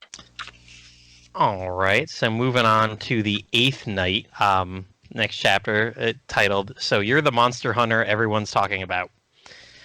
Cleo and his party of 3 now are still battling, but really, again, it's still just Slib. The other 2 are joining in and really doing nothing. One of the defeated monsters runs away, and it's like one of the what is it? The scare wolves. Yeah, which is defeated. Runs away, and he's yelling about monster hunters, and like Cleo's yelling after him. He's like, no, I'm a tamer, not a monster hunter. Wrong game series. Yeah. So Dragon Lord and Terry are watching this again in the mirror, and Terry mentions something about this Dragon Lord being the monster that he himself created. Can't remember the whole dialogue right there, but basically flashback to Cleo. They're meeting this gigantic, huge bear. It's I think it's called the Ursa Mega Monster, and he's many times bigger than Cleo in the book and times everybody. Cleo's like, all right, we'll just beat this guy too. But this thing is gigantic, and they obviously can't win. The whole party goes running away, and they get away. But you suddenly get like this I say camera angle, but the angle of the photo is just like of a boot, somebody approaching the bear, and the bear says something about like, "Oh, you must be the monster hunter," and yep, it is. And this guy just slays the Ursa. And the chapter ends with a clear shot of the guy, and it's the Dragon Quest I hero. Bum, bum, bum. I feel like that should be self-explanatory, considering the volume cover is literally him. Yeah, the volume cover is him, the Dragon Lord, and the Green Dragon with a Drakey in there. It's him looking kind of sinister, though. That's just like evil looking. Is it? Kind I of. thought he was like Looks like the looking Dragon kinda Lord's like- on his team. I don't know. He looks like when they take like the Erdrick's party from Dragon Warrior 3 and put him into the monsters into Dino Daiboken, and he's evil. That's the kind of vibe that I got off of like looking at that. I thought he was just kind of playful, like determined, but like, yeah, I'm gonna get you. I don't know. I thought this was like more of a pro monsters thing. So like, well, I got a different read off of the next scene. So let's go into that one as well. All right, so yeah, I mean, a lot of these chapters, it was short. I mean, basically, you had the little something about Terry saying, "I made you" to the Dragon Lord, and that one battle, and that's it. So that takes us to the 9th night, and the 9th night is called "Who's That?" Cleo's having a nightmare. He wakes up to the realization that this world he's come to, it kind of sucks. It is not a world where monsters will be joining him. It's one where everybody's just got to fight to the death. And you see the Dragon Quest flashes over to Dragon Quest I hero. He's battling a skeleton, and he asks him where all the people are because all these towns are empty right now. And the skeleton kind of laughs and is like, "Us monsters killed them all." So the hero says, "Well, I better get going over to Tanticle Castle. Better go see what's up with that." And Cleo's just kind of still sitting there sad. And Slib comes with some food, and it's pretty funny because right then he looks like one of those the slimes. What are those big ones? I guess like the big mottled slimes, but he looks like a blob, and he just spits out all these like apples and stuff that he was obviously holding inside of him, and shrinks back down to his normal size. Lime starts telling Cleo about a town nearby, and he just gets up and runs off before even like waiting for the monsters. And Lime mentions something about, oh, you know, the world used to be this way, but now it's changing because the Dragon Lord stole the sphere of light. Cleo gets to the town, but again, it's another empty town. And a big green dragon just kind of like walks out from behind a building, and he's the size of a building, and starts attacking him. And here's where Liam's son probably got a little bit freaked out. Oh, yeah. Because all of a sudden, Cleo's like hiding, and the hero comes, and then he just sees like half the dragon's tail sliced off and plop in front of him. And it's the Dragon Quest I hero who did it. Yeah. And I mean, this scene makes me it makes me think about like how much more violent a manga could be than like a game from like 1986 where where it's just literally like a monster flashing back and forth when you hit it. In this case, like you're actually seeing like vivid detail of like what a sword can do to a monster and like slicing an actual piece off of it. It reminded me a lot of the Pokemon Adventures manga, where you would just see an Arbok being sliced in half, and you would even see like its insides a little bit. I want to say that a Magmar gets frozen and then shattered to glass or whatever at one point too. Yeah, those were I was getting those vibes while I was reading this. Like it's a property that was probably meant for younger kids, but it takes it a little bit to a darker place. yeah, I mean, there's just a couple like panels that like you didn't have to put it in there, and you would have been fine. Right. Yeah. So I'm surprised. I'm surprised the part where the Ursa Mega eats that Draki. I'm surprised that didn't bother your son. You know, it sort of did because since like when COVID happened and everyone was in quarantine, my parents actually started getting bears in their yard, which is kind of messed up, but like we don't, you know, they're not where I grew up, we're not used to seeing that kind of stuff. Like it is very, very rare a bear would come out of the woods and be seen like on the street. I've never seen one in person. I just heard rumors about it. But like, nature comes to reclaim the wild of the suburbs, and you get like bears in the suburbs. So one of them just like tore apart one of my dad's bird feeders, and we had pictures of this like it's just like beat up bird feeder next to like a big pile of bear shit on the lawn. So we're showing this to my son, like, oh my god, a bear took grandpa's bird feeder. And then he started having nightmares about what, quote unquote, a really scary bear. So when we got to that part, he was already a little freaked out that there was a really scary bear in the book. And he was like twice the size of any of the normal monsters and could pick up 2 scarewolves by their heads. So he was kind of primed to the point of like right before he was already like not feeling it when we got to the dragon getting cut to pieces. That's when, for the first time in his book loving life, he said to me, "Daddy, I want to stop reading." I was like, oh, okay. And I just felt, I was like, wow, yeah, and there goes my Father of the Year award. But Father of the Year, you're the one who watched the rated R movie with your kids. Which one? No, like in book form here. Oh yeah, in book form. Yeah, there. You're the cool dad. Yeah, for me that was The Mummy when I was 5. We watched The Mummy when I was 5. Yeah, I watched like RoboCop when I was 7, and that freaked out. That was like violent as shit. It's like 2 hours of straight violence. But all right, so moving along, because the next chapter just obviously these all kind of go together. The next one is The 10th Night, a world where the strongest become the victor, a world where only the strong survive. So, nice little subtitles here. And I like, my first summary is the battle's been going on for like 20 pages now. The dragon's getting slashed, the hero's getting slammed around. Cleo is like this drafted person in the middle of a war. He's kind of like, holy shit, this is what it means to be a hero. This is what monsters are like. Like, oh my god, like I wanted to be a hero, and here they are like bloodily slashing each other to death. Like that's what that's like. He jumps out to help the hero. The hero's beat up, and at one point he's like, oh, this is really like the second time he's died so far. It's just an occupational hazard. And then he casts heals on himself, and he jokes, and he's like, well, I don't really die. The monsters just knock me out. They take half my money, and they go dump me at the king. I love... It's like this, it's just a huge meta moment. Like, what? Yeah. I absolutely love that kind of like concept. Is like the monsters aren't going to take all your money. They're just going to take half of it. Just to mess with you. So this is like some sort of pause in the battle, I guess, and like they're making this joke, and then the hero asks, Cleo asks if he can heal Junior, which is the small fry, and the hero, I guess, this is the moment where he kind of just freaks out and realizes this guy's friends with some monsters, and just at that moment, the dragon comes charging back in.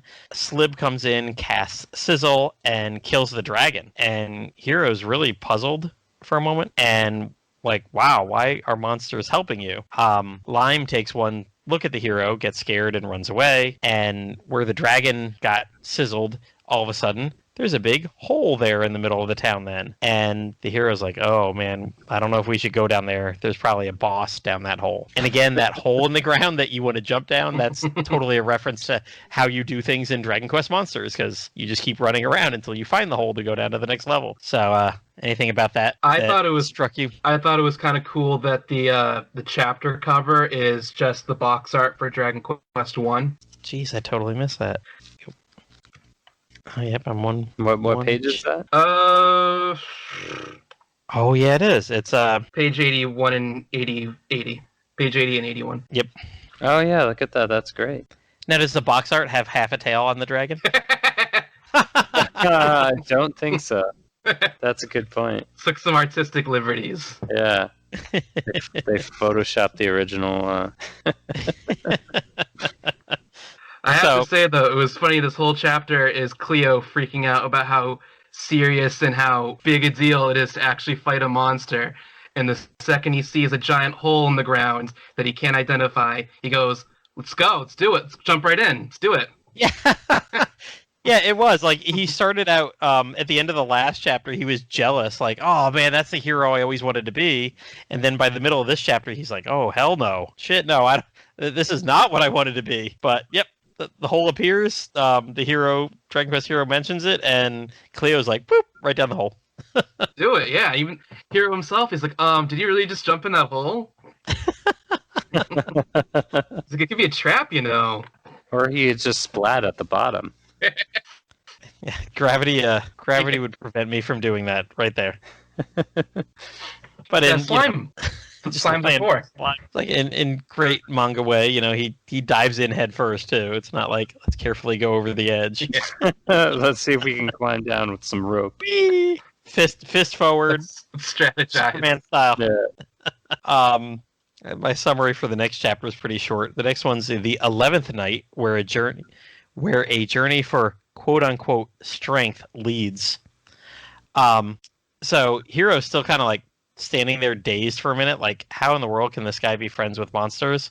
But already Cleo's gone, jumping down the hole, and they quickly find themselves in a destroyed brick city. And I thought the art here was pretty cool because coming right out of the bricks then are all these golems that surround them, or the golems. But they don't attack. They kind of just seem dead or dazed. And Cleo sees a door off to the side and hears voices, and goes through the door. And you see the dragon from the previous chapter and a bunch of other monsters in these like huge, they look like the glass balls kind of floating in midair. And there's all these pipes or tubes attached to all of them. And I can't remember the name of this monster, but it's the little wizard with the one eye and the two wands. He's there. Jinxter. Yep. Yep. Yeah, there's like a blinkster and a jinxter. Yeah. Mm-hmm. And he says he's there doing evil synthesis. And suddenly Terry's there too. And the Dragon Lord's there, who says, the key is not really breeding, it's just gathering pieces from various monsters and doing evil synthesis. Way better. And then he turns and he calls Terry Lord Terry. And that's where that one ends. Darth Terry. I will say, I thought the Jinxter was very relatable. I agree. Fetch quests are stupid. Yes, he's totally meta with all the stuff he's saying. Leveling stupid. Leveling up is meaningless. Yep, fetch quests are stupid. This is the smart way, the modern way. Didn't expect so much political commentary. Jeez. What was the political commentary? Where was it? On video games. It's the politics of video games. Yeah, that's a smart way, the modern way. The power you want is effortless. The monsters you want, and nothing but. That's the smart way, the modern way. I was like, oh, that's some political commentary right there. Okay, moving along. The next chapter here with Lord Terry. It's called The 12th Night. Ooh, I'm really burning up now. And it begins with a flashback. It starts with Terry as a littler kid meeting Slib and winning the Starry Night tournament and then going away. And it shows him he's always looking for stronger monsters until you see him stumble upon Mortimer. And Mortimer kind of leans in and he's like, there's a better way to do this. And he calls it a left-hand way. He's like, there's a left-hand way. And he gives him this thing called the Jewel of Evil. It looks like a drop of blood coming from his finger. And Terry holds it kind of like just a magic ball or something like that. And he's just like, yes, this is how I'll do it. Well, Cleo then goes right back to the present of the story, and Cleo's like, wow, meeting Terry, this is pretty much a letdown. You're like a research geek who's gone wrong. And he's like, well, we can fix you. You can come back to Great Tree or something like that. But Terry challenges him right then and there to a monster battle. And then Terry disappears from the scene. You don't see him stay around to challenge him. And Dragon, all right, let's fight. And Slib starts to put up a good fight. He can't do it alone. Lime actually jumps in for the first time, and she casts, I think, some fireball spell. She's like, how about this for the limelight? And but it's Hero that comes to the rescue, and right at the end of the chapter, he just slices the Dragon Lord pretty much right in half. Dragon Lord splits. And that's how that chapter ends, with that visual. I guess that's a critical attack. Yeah. Too bad he wasn't that powerful in the first Dragon Warrior. Yeah. One shot, the final boss. Join me, and you can have half the world. No thanks. Just cuts him in half. I did like Lime's line when she starts attacking, like, I try this in the limelight. That was definitely my favorite pun in the whole thing so far. Yep. There was a lot of good little ones, but that was the one that I was like, oh man, I gotta remember to say that tonight. Yeah, I actually had that in my notes too. I wasn't super into Lion, but I was like, okay, you've earned your spot. I accept you in the story now. And I like how they brought up Mortimer. I thought that was... Yeah, he looked. What I liked was how he was like shaded in shadows. He looks like legitimately pretty spooky and creepy. Mm-hmm. I always really liked his design, even though I didn't like the game he came from. I always thought, Mortimer was a pretty good looking boss. Always liked his hands. Yeah, he's a pretty fun boss fight because there's a challenge to like you have to get him in the right order, like the right. You have to attack the right hand, or he's gonna like or the correct hand anyway. Which is why I was like wondering about that quote. I know of a secret way, a left-hand path that will gain you even more strength. I thought that might have been a reference to how you have to fight him. It's entirely possible. And in the image, he's only got one hand reaching out towards Terry, and it's his left hand. Yeah, it's his left hand. Yeah, I think in a couple different images, it's like that too. Yeah. Yeah, I mean, the most memories I have of Mortimer fighting in Dragon Quest IX more than in 6, and definitely in 9 you have to fight. I think it's the left hand first, which appears on the right side is his left hand, or otherwise it's the hand that has the magic to revive either the head or the right hand. Mm-hmm. I literally fought him last year before the year ended. I don't even remember. All those little strategies are not the most long-term memory things. Oh no, I remember having to like dig up an old guide on how to go where and when because I was in a weird spot on the map. Oh my god, it was a nightmare. In 6? In 6, yeah. I mean that's standard. I had pretty much done everything but beat Mortimer, and at that point I was level grinding and grinding out the what do you call it?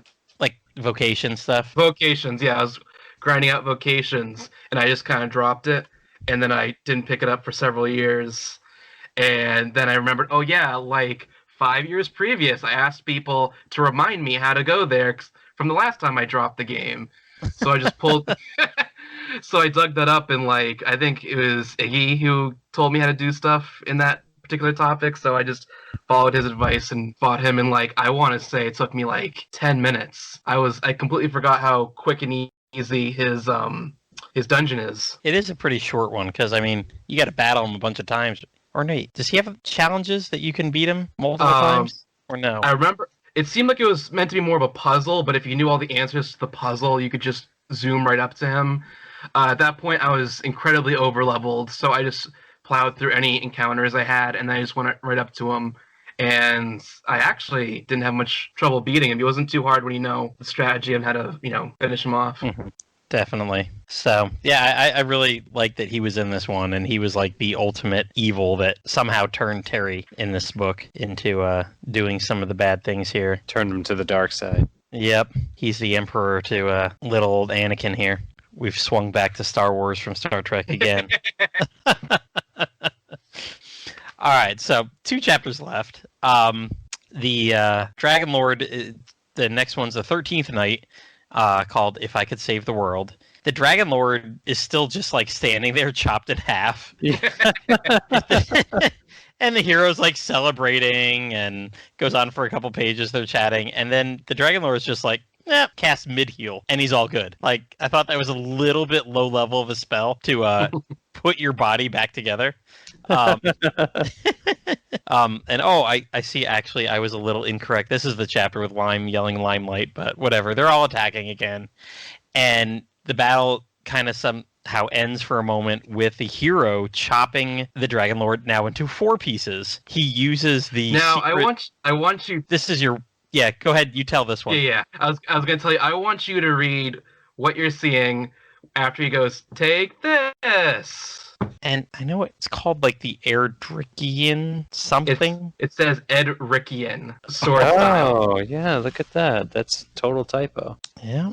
So much for that. Edric is actually how I read it. How I read it when I was like 10, and I was like playing Dragon Warrior.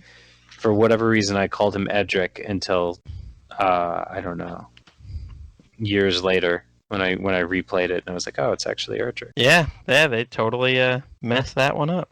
And yeah, it's called the Super / Phoenix Cross, and this one chops the Dragon Lord into 4 pieces instead of 2. So you know what? You need a stronger heal spell for that one. Yeah, he does 148 damage. Yes, it's a heroic attack. That's fantastic that they actually like list the HP damage in the manga. It does. Little Limelight's attack does 14. And Slib, he's doing his maxed out attack buffet from the slime family. Doesn't really say what it is. Just gives you the zwonk, and I guess he basically punches the Dragon Lord in the belly. That does 87. But yeah, the heroic attack to do 148. And again, they're celebrating. We probably beat him. But the Dragon Lord, you kind of see him like chopped into pieces, but his arms are grabbing the hero from behind because the hero's turned his back on another guy he thought he defeated. And he casts this portal spell, and the hero gets all mad, like, how dare you cast a spell on me? But he's basically sucked into a portal, and he's like, you know what? I really want to come back and meet you again, Cleo. If ever the world needs saving, I'll try to be there. And then he's gone. And the Dragon Lord, again, kind of like towards the end of the last book, he turns into his dragon form, boasts a little bit, and then, like, kind of out of nowhere, the exact same monster, the exact same dragon, just comes in and just like bites him in the neck, kills him dead. And he's like, I'm the real Dragon Lord. And he's like pretty pissed off that this other copy like was pretending to rule his world, and he just flies off. It's like just a couple panels. Like, nope, I'm the real Dragon Lord. Peace out. Gone. Yeah, one bite, he's gone. So then that supports there's several Dragon Lords theory. Yeah. Like they're a race of monsters. Mm-hmm. Yeah, he says, child of man, etch this upon your heart. We are the being known as Dragon Lord. We are the king of the proud dragons. We are the supreme ruler of this world. And then he just goes and flies away. I like that comment, child of man, etch this upon your heart. I think next time I get into like a political argument on Facebook, I'm going to lead with that. Etch this into your heart, foolish mortal. Now you need to record yourself. Well, I'm just going to get that audio clip and start posting it everywhere. So, that was a pretty dramatic thing there at the end. And it was certainly your classic shonen last-minute ass pull. Can't come up with a way to have the hero save the day, so let's just drop something in to rescue him. Yeah. Definitely too early for Cleo to be beating up Dragon Lords. So the only people who can beat a Dragon Lord takes one to beat one. It is kind of weird to see the Dragon Lord murdering himself. Yeah. Is that murder or suicide? There's your philosophical discussion. Yeah. Child of man, discuss this. Etch this upon your heart. So the next chapter is the last one in this book. It's the last one we're going to talk about tonight, because if you've stayed with us this long, you're probably like, oh my god, how does this end? But as this Dragon Lord just flies off, Warabu appears. He makes fun of Cleo for basically doing nothing. He's like, you just watched the real Dragon Lord take out the fake one. I mean, you didn't do anything. But he casts Omni Heal. All the monsters are back. They even make comment of it like, oh, that must be Omni Heal. And then they zoom back to Great Tree, and everybody's happy there. And again, this is what happens in Dragon Quest monsters. Every time you beat the boss of the Traveler's Gate, you get healed, and you travel back to the area. So they zoom back to Great Tree, everybody's happy there. Mamon surmises that Terry must be looking for some ultimate monster, but then he starts going off like maybe Cleo might be the ultimate monster, and you're the ultimate monster master, and really maybe that's who Terry's looking for. Junior and Lime decide that they're now back and they haven't been battling anyway. They should just get it on and breed themselves. So they go into the temple, and out pops the Drake slime, because that's what you get when you have a slime bred with a dragon monster. And his name is Delime. I'm like, this isn't the most interesting name, but I don't know if that's like a reference back to like the limitations of how many letters you could put in. Maybe. Yeah, Based on maybe. the dialogue we got of him so far, I really hope we don't have to read a lot of his texts. Yeah. Nice to meet you.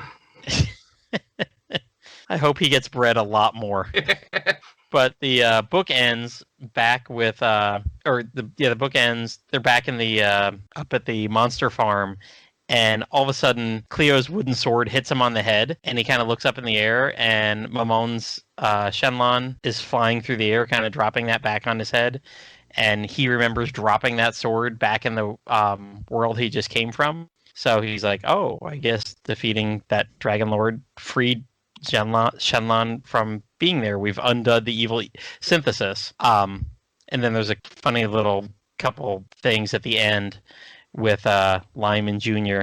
They're back sitting at the what is it? Back at the Minister of Monsters office. Yeah, that's it. And they're like, wait a minute, I thought you're supposed to run away after you guys breed. They're like, whatever. And that's where this ends us.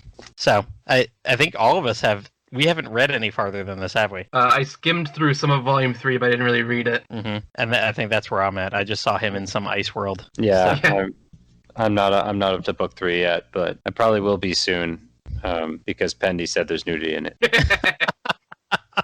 Why else would I have skimmed book 3 today? Yes, exactly. Well, I guess the reason that came up today is I had the book at work today trying to finish up the last couple summaries, and I had it sitting kind of like right in the middle of my desk, right next to my computer when my first class came in. And whatever, the kids are all doing stuff on their side of the room. The book's sitting in the middle of my desk. Nobody's ever around my desk. Especially, we've trained the kids at school this year, like, everything you touch, I have to clean between classes. And they're pretty good about not wandering around, putting their hands everywhere. But guidance counselor follows the class in, and she's like, oh, hey, Matt, do you mind if I need to observe this kid for the next half hour. Do you mind if I just sit at your desk? And I was like, oh, okay. My desk is an absolute mess with a manga book sitting right in the middle of it. And like she sits down at my desk. I turn to say something to the class. They're finding their seats where their name tags are. And the assistant headmaster is like right at my door. And I open the door for her, and she comes in. She's like, oh, do you mind if I need to talk to the guidance counselor for a little bit? So I go about teaching my class, and these two are just like having a meeting over my desk for like 15, 20 minutes. I'm just like, okay, don't judge me, guys. That's just what's sitting there. But I took a picture of that, and Pendy's like, oh my God, is that the one with nudity? Did you leave it open to that page? I was like, nah, I don't think that's that one. I feel you, though. One time, while I was still living with my folks, my grandmother came to visit, and I let her sleep in my bedroom, and I just have like a shelf of manga like near my bed. And the next day she goes, I think she thought it was just like comics, because she was like, Evan, I was like, I'm going through all your books, and I was like, you read this kind of stuff? And I was like, oh. Because I had like prison school and stuff like that. Oh no! Ugh. Oh, it's funny that you bring up prison school, because I actually associate that with both of you, because you're the one who brought it up, and a couple times have you mentioned stuff on the Den, and I was like, oh, I'll check that out. Well, God, I must have read freaking hundreds of chapters. I don't know how many hundreds, but I mean, like, I must have read dozens of chapters. And Liam, it was the year that I met you up in New York, and it was literally while I was in New York that entire week, because my wife, our son had just turned 1. And like, he had been literally attached to her for an entire year. The kid never took a bottle. And we finally started weaning him onto food and dumped him off at grandma's. And we're like, we're flying to New York for 10 days. Peace out. So it was like her first 10 days away from a baby in an entire year. And all she wanted to do, she's like, listen, we can stay out late as we want. We were getting back to my aunt's apartment that she had there at like 1 a.m. sometimes, getting the last trains up to the Bronx, but she would sleep in till 10 in the morning, like every day. She's like, we don't have a baby. I'm sleeping in. Don't wake me up. We'll have plenty of time to do stuff. So I'd be up at like 7 a.m., which was sleeping in for me. And I'd be like, well, what the hell am I going to do in my aunt's apartment with like nothing but an iPad or a phone here? So I must have read Prison School for like 15 hours over the course of that week, just every morning flipping through stuff. So It's always the dirty stuff I recommend too. it is all the dirty stuff. I'm like, oh, I'm playing, what was it, Galgun? And you're like, oh, what's that? Oh, I'll try that. And you try it like the day after I mentioned it. Yep. I was like, okay, I see it. I played for 20 minutes. I saw a lot of panties. Saw a lot of bras.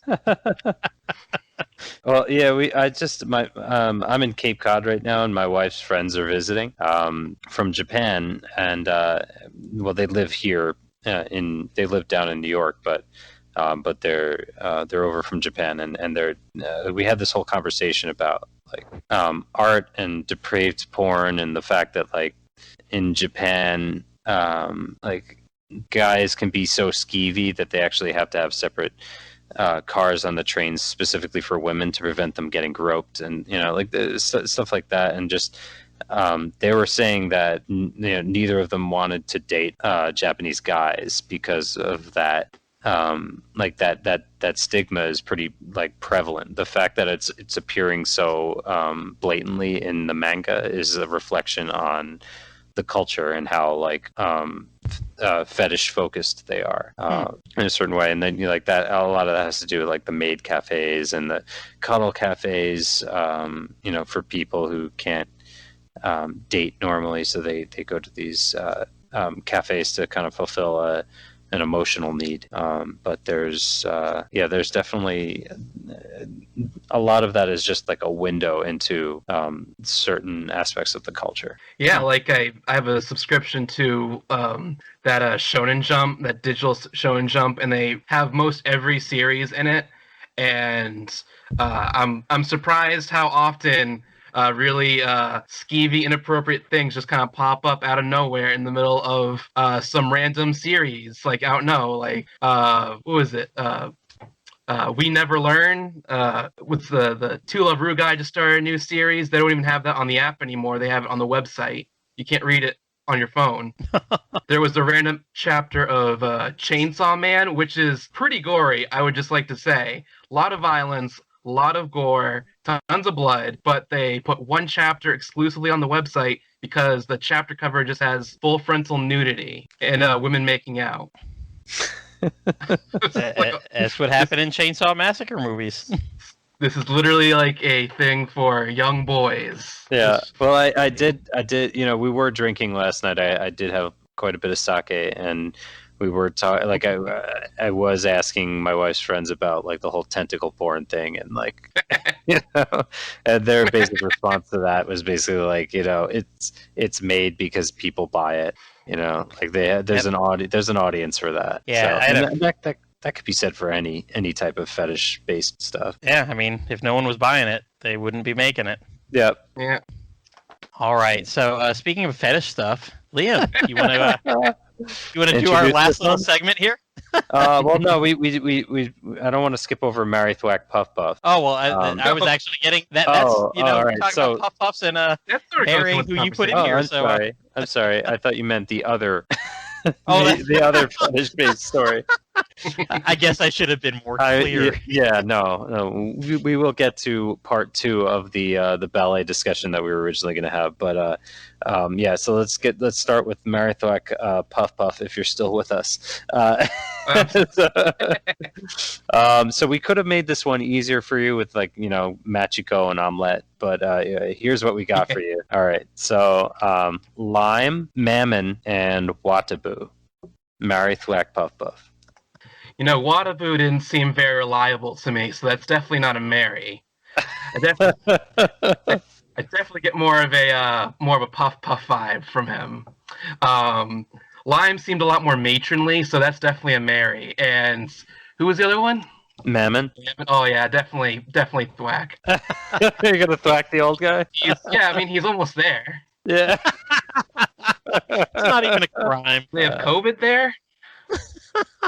I don't know. Yeah, that's a good question. Probably not, because this is pre 2020. This is 2001. These things were done. Oh yeah, that's true. If we're Birth, judging by the whatever. original Japanese, they would be really ahead of the game if they had COVID at Great Tree. Yeah, so then Mama probably wouldn't be alive. So I mean, it's kind of a non-issue. Oh, I cannot disagree with his logic in any of those picks. Yeah. I mean, I will say Watabu and Warabu in this series right now, I can't figure out like who's good, who's bad, whatever. War was classic tsundere. Yeah. I feel like if Dwayne were on, he would definitely puff Mammon, because just for shock value. Yeah, I don't know. This is a tough one, because I probably am not interested in doing any of these three things with any of them.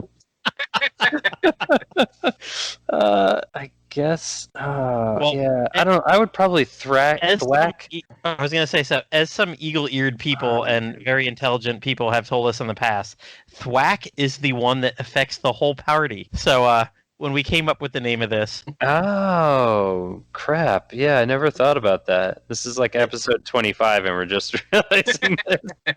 someone pointed out this to me very soon afterwards, and I'm like, whatever, it's already there. I made the graphic. Well, what Lead is with whack, and then there's nothing left. Oh, Whack is the single person. whack one. is the single one. Oh man, do we have to retcon everything? Nope. Yeah, well, Late. I guess like it fails most of the time, so you could say like, all right, well, which one is the thwack actually going to take effect on? But that's I'm reaching there. But yeah, this is a tough one, because like, my instinct is to thwack Watabu, because he's like the child abductor. Yeah, I guess I'm not going to marry the child abductor, so I guess I got to puff him, which is kind of messed up, and and still thwack Mammon, because I'm not going to puff the old dude. And then Lime, I just married by default. I don't know how her husband would feel about that, though. Who's Lime's husband again? Junior, the small fry at the end.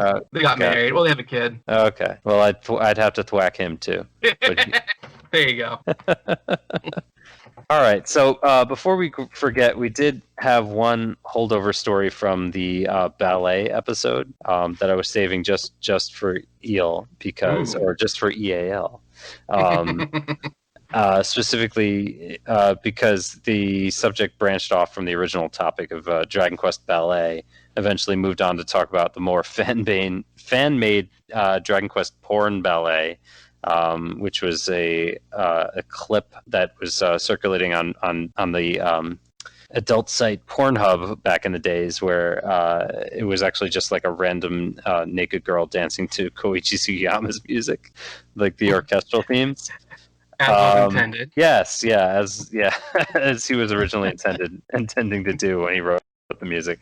And I had eventually written this whole thing out as an outline to kind of like lead into that, because we happened to be talking about ballet that led into porn discussions. And I know Eel is a big Simpsons fan, so I had this kind of speaking of porn segue into this story. So basically, like back in 2002, when I was working at MTV Networks, and the Simpsons season 2 was like coming out on DVD. I'd heard this rumor that a local shop near Times Square, like a block away from Times Square, was selling DVDs like 2 weeks before they came out. And so I was like, oh, awesome, Simpsons is coming out soon, so I'm going to go there and like buy the DVD. So I went, and it was a small shop. It was pretty standard like DVD shop. It had like the curtain in the back with like the adult section. It was a small shop in the front. And then it had just like a random staircase. So I just went in, I bought my DVD. I asked the shopkeep like a question, and then I left. And I went back to my coworkers and I was like, oh dude, check this out. I got the Simpsons 2 DVD weeks before it came out. And one of my coworkers was like, that's a front for a porn store, right? And I was like, yeah, of course, yeah. Who didn't know that? And then it was in that moment that I realized that this small shop was like a quarter of the place, and the majority of the store was like behind the curtain. And so like the majority of the store was like it was just a front for like the porn DVDs that they had.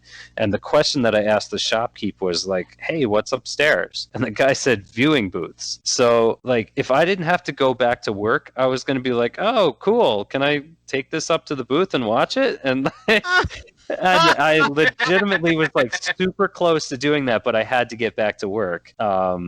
And yeah, like that's how super naive I was. Like, and we joke about how naive I am. Like, Platy comes up with these like generic synopsis for a game he hasn't played, and I'm like, oh, that sounds awesome. And he's like, that's every RPG, you know. And I want to believe that. Like, I want to believe in that. But You're yeah, older. You want to believe. I want to believe. But yeah, I almost went up to a pornographic viewing booth to watch a Simpsons DVD. So that's it's a pornography store. You were buying pornography. What is on that Simpsons DVD? Yeah, well, I do feel like if I went up there, I would have had to complain about like streaks on the glass or something. Excuse me. Are we sure it was the Simpsons or the Simpsons? What's that? Are we sure it was the Simpsons or the Simpsons? Was it called Not the Simpsons? It was definitely the Simpsons season 2. We're just making porn jokes again. Oh, okay. Wasn't even a good season either. No, but it was the only one out in 2002. Besides season 1. Yeah. But it did. I think it ended with Blood Feud, so that was like the start of some of the good episodes. Was it Blood Feud? I thought it was the one with Danny DeVito as his brother. Oh well, maybe I'm thinking of like it was like Blood Feud was like towards the end of season 2, right? Yeah. So I think it was like one of the that was also that the one where they get Ixtapalapaketl in their basement, like the giant Olmec Indian head. Oh yeah. And then it's there like. Continuity, Feud, continuity. Like it's like there for the rest of the season. Like whenever they go down to like do laundry in the basement, the Olmec Indian head is like in the background. But anyway, so that's how I naively almost watched Simpsons in a porn store. That's probably watch trashier stuff in there. Yeah, right. That's the beauty of like Times Square. Like that Times Square used to be all porn stores, and then like Giuliani came in and like Disney-fied it after at some point in the late '90s, and then it just like they literally put a Disney store in Times Square, and moved all like the strip clubs and porn shops like a block or two over like 8th and 9th Avenue. No wonder he's not running New York anymore. But yeah, it was funny if you were in the 90s and you were in Times Square, it was completely different than like if you were in the early 2000s. By then it was like family friendly and like tourist friendly. Yeah, I was down there when I was a little kid back in the early 2000s. Remember the Madame Tussauds? Oh yeah, that Ferris wheel in Toys R Us. In Toys R Us, yeah, I missed that. I wonder if it's still not there anymore. It is definitely not there. Yeah, Toys R Us is gone. Ugh. Although a lot of stuff is probably gone at this point. All right. Well, I think this brings us to the end of our discussion tonight. We've gone from Star Wars to Star Trek to Star Wars to Star Trek to The Simpsons to porn and everywhere in between and sideways and every emotion. We'll just bring the NFL into this too. Writing these little summaries of the books and like, oh yeah, we'll talk about this on the podcast tonight.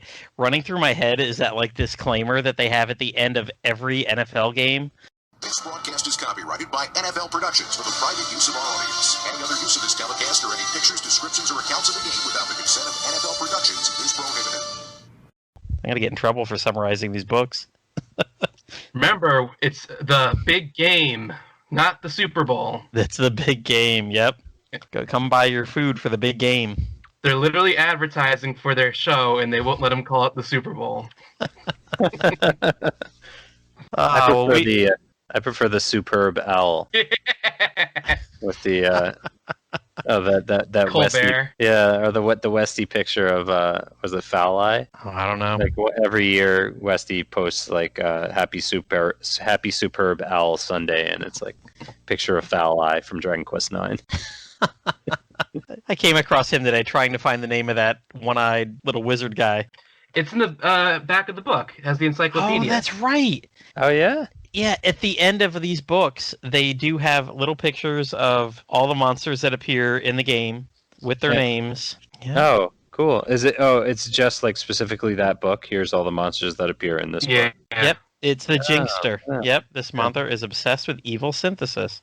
It synthesizes many different monsters under Terry's direction. Yeah, Mortimer's there in his final evolution. Oh, I mentioned there was a wizard earlier. I'm sorry. It was the Prestidigitator. Prestidigitator. Yeah, Prestidigitator, yep. I think you were right though. He was a wizard in the original Dragon Warrior. They just Yeah, It was way too long. yeah. Yep. They just elongated his name for the remakes. Yep, since they could fit more than 6 words in there, 6 letters or something.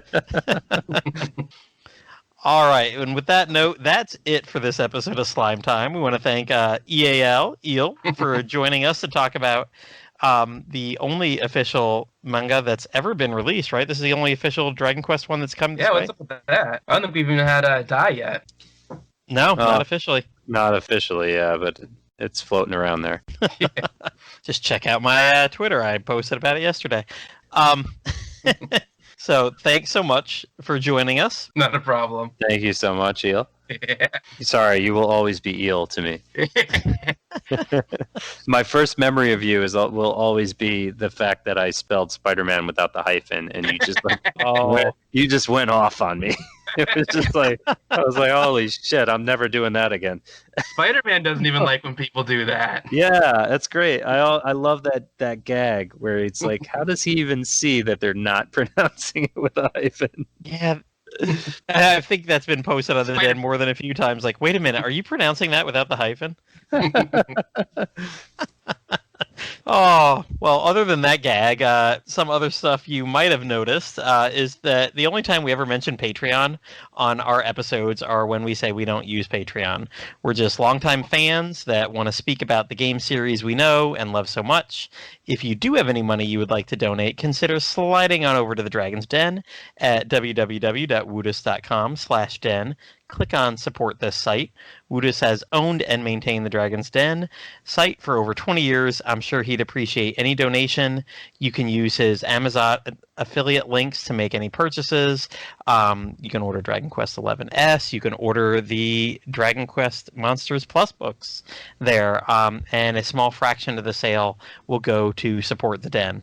And if you're an advertiser and you're looking for a great podcast to spend lots of ad revenue on, reach out to us at slimetimepodcast@gmail.com. If you have any comments or questions for us, you can find us on Twitter at Plattym3 or at Riamu Celestrian, or hit us up both simultaneously at DQ Slimetime. And Eel, do you use Twitter or Instagram or anything you want to plug? I'm totally off social media. I'm only on the Den, really. Okay. Good for you. Like I said, if not for this podcast, my world would be shrinking that way too. So, speaking of joining the Den, consider joining in tons of DQ discussions at the Dragon's Den forums. We're one of the few remaining Dragon Quest forums. I think probably the only Dragon Quest forum still around. You can find it from the Dragon's Den main page or at www.woodus.com/forums. I'm always there, crazily posting about stuff, whatever's going on, whatever I'm playing, whatever we see. The die stuff or fan translations, whatever's coming out. We'd love to always thank everybody who makes this podcast possible, like Brian, a.k.a. Woodus, for his support of the series and this podcast, and for keeping the Dragon's Den's lights on for decades now. And thanks to Amanda Lepre and the Descendants of Erdrick for allowing us to use their music for our podcast.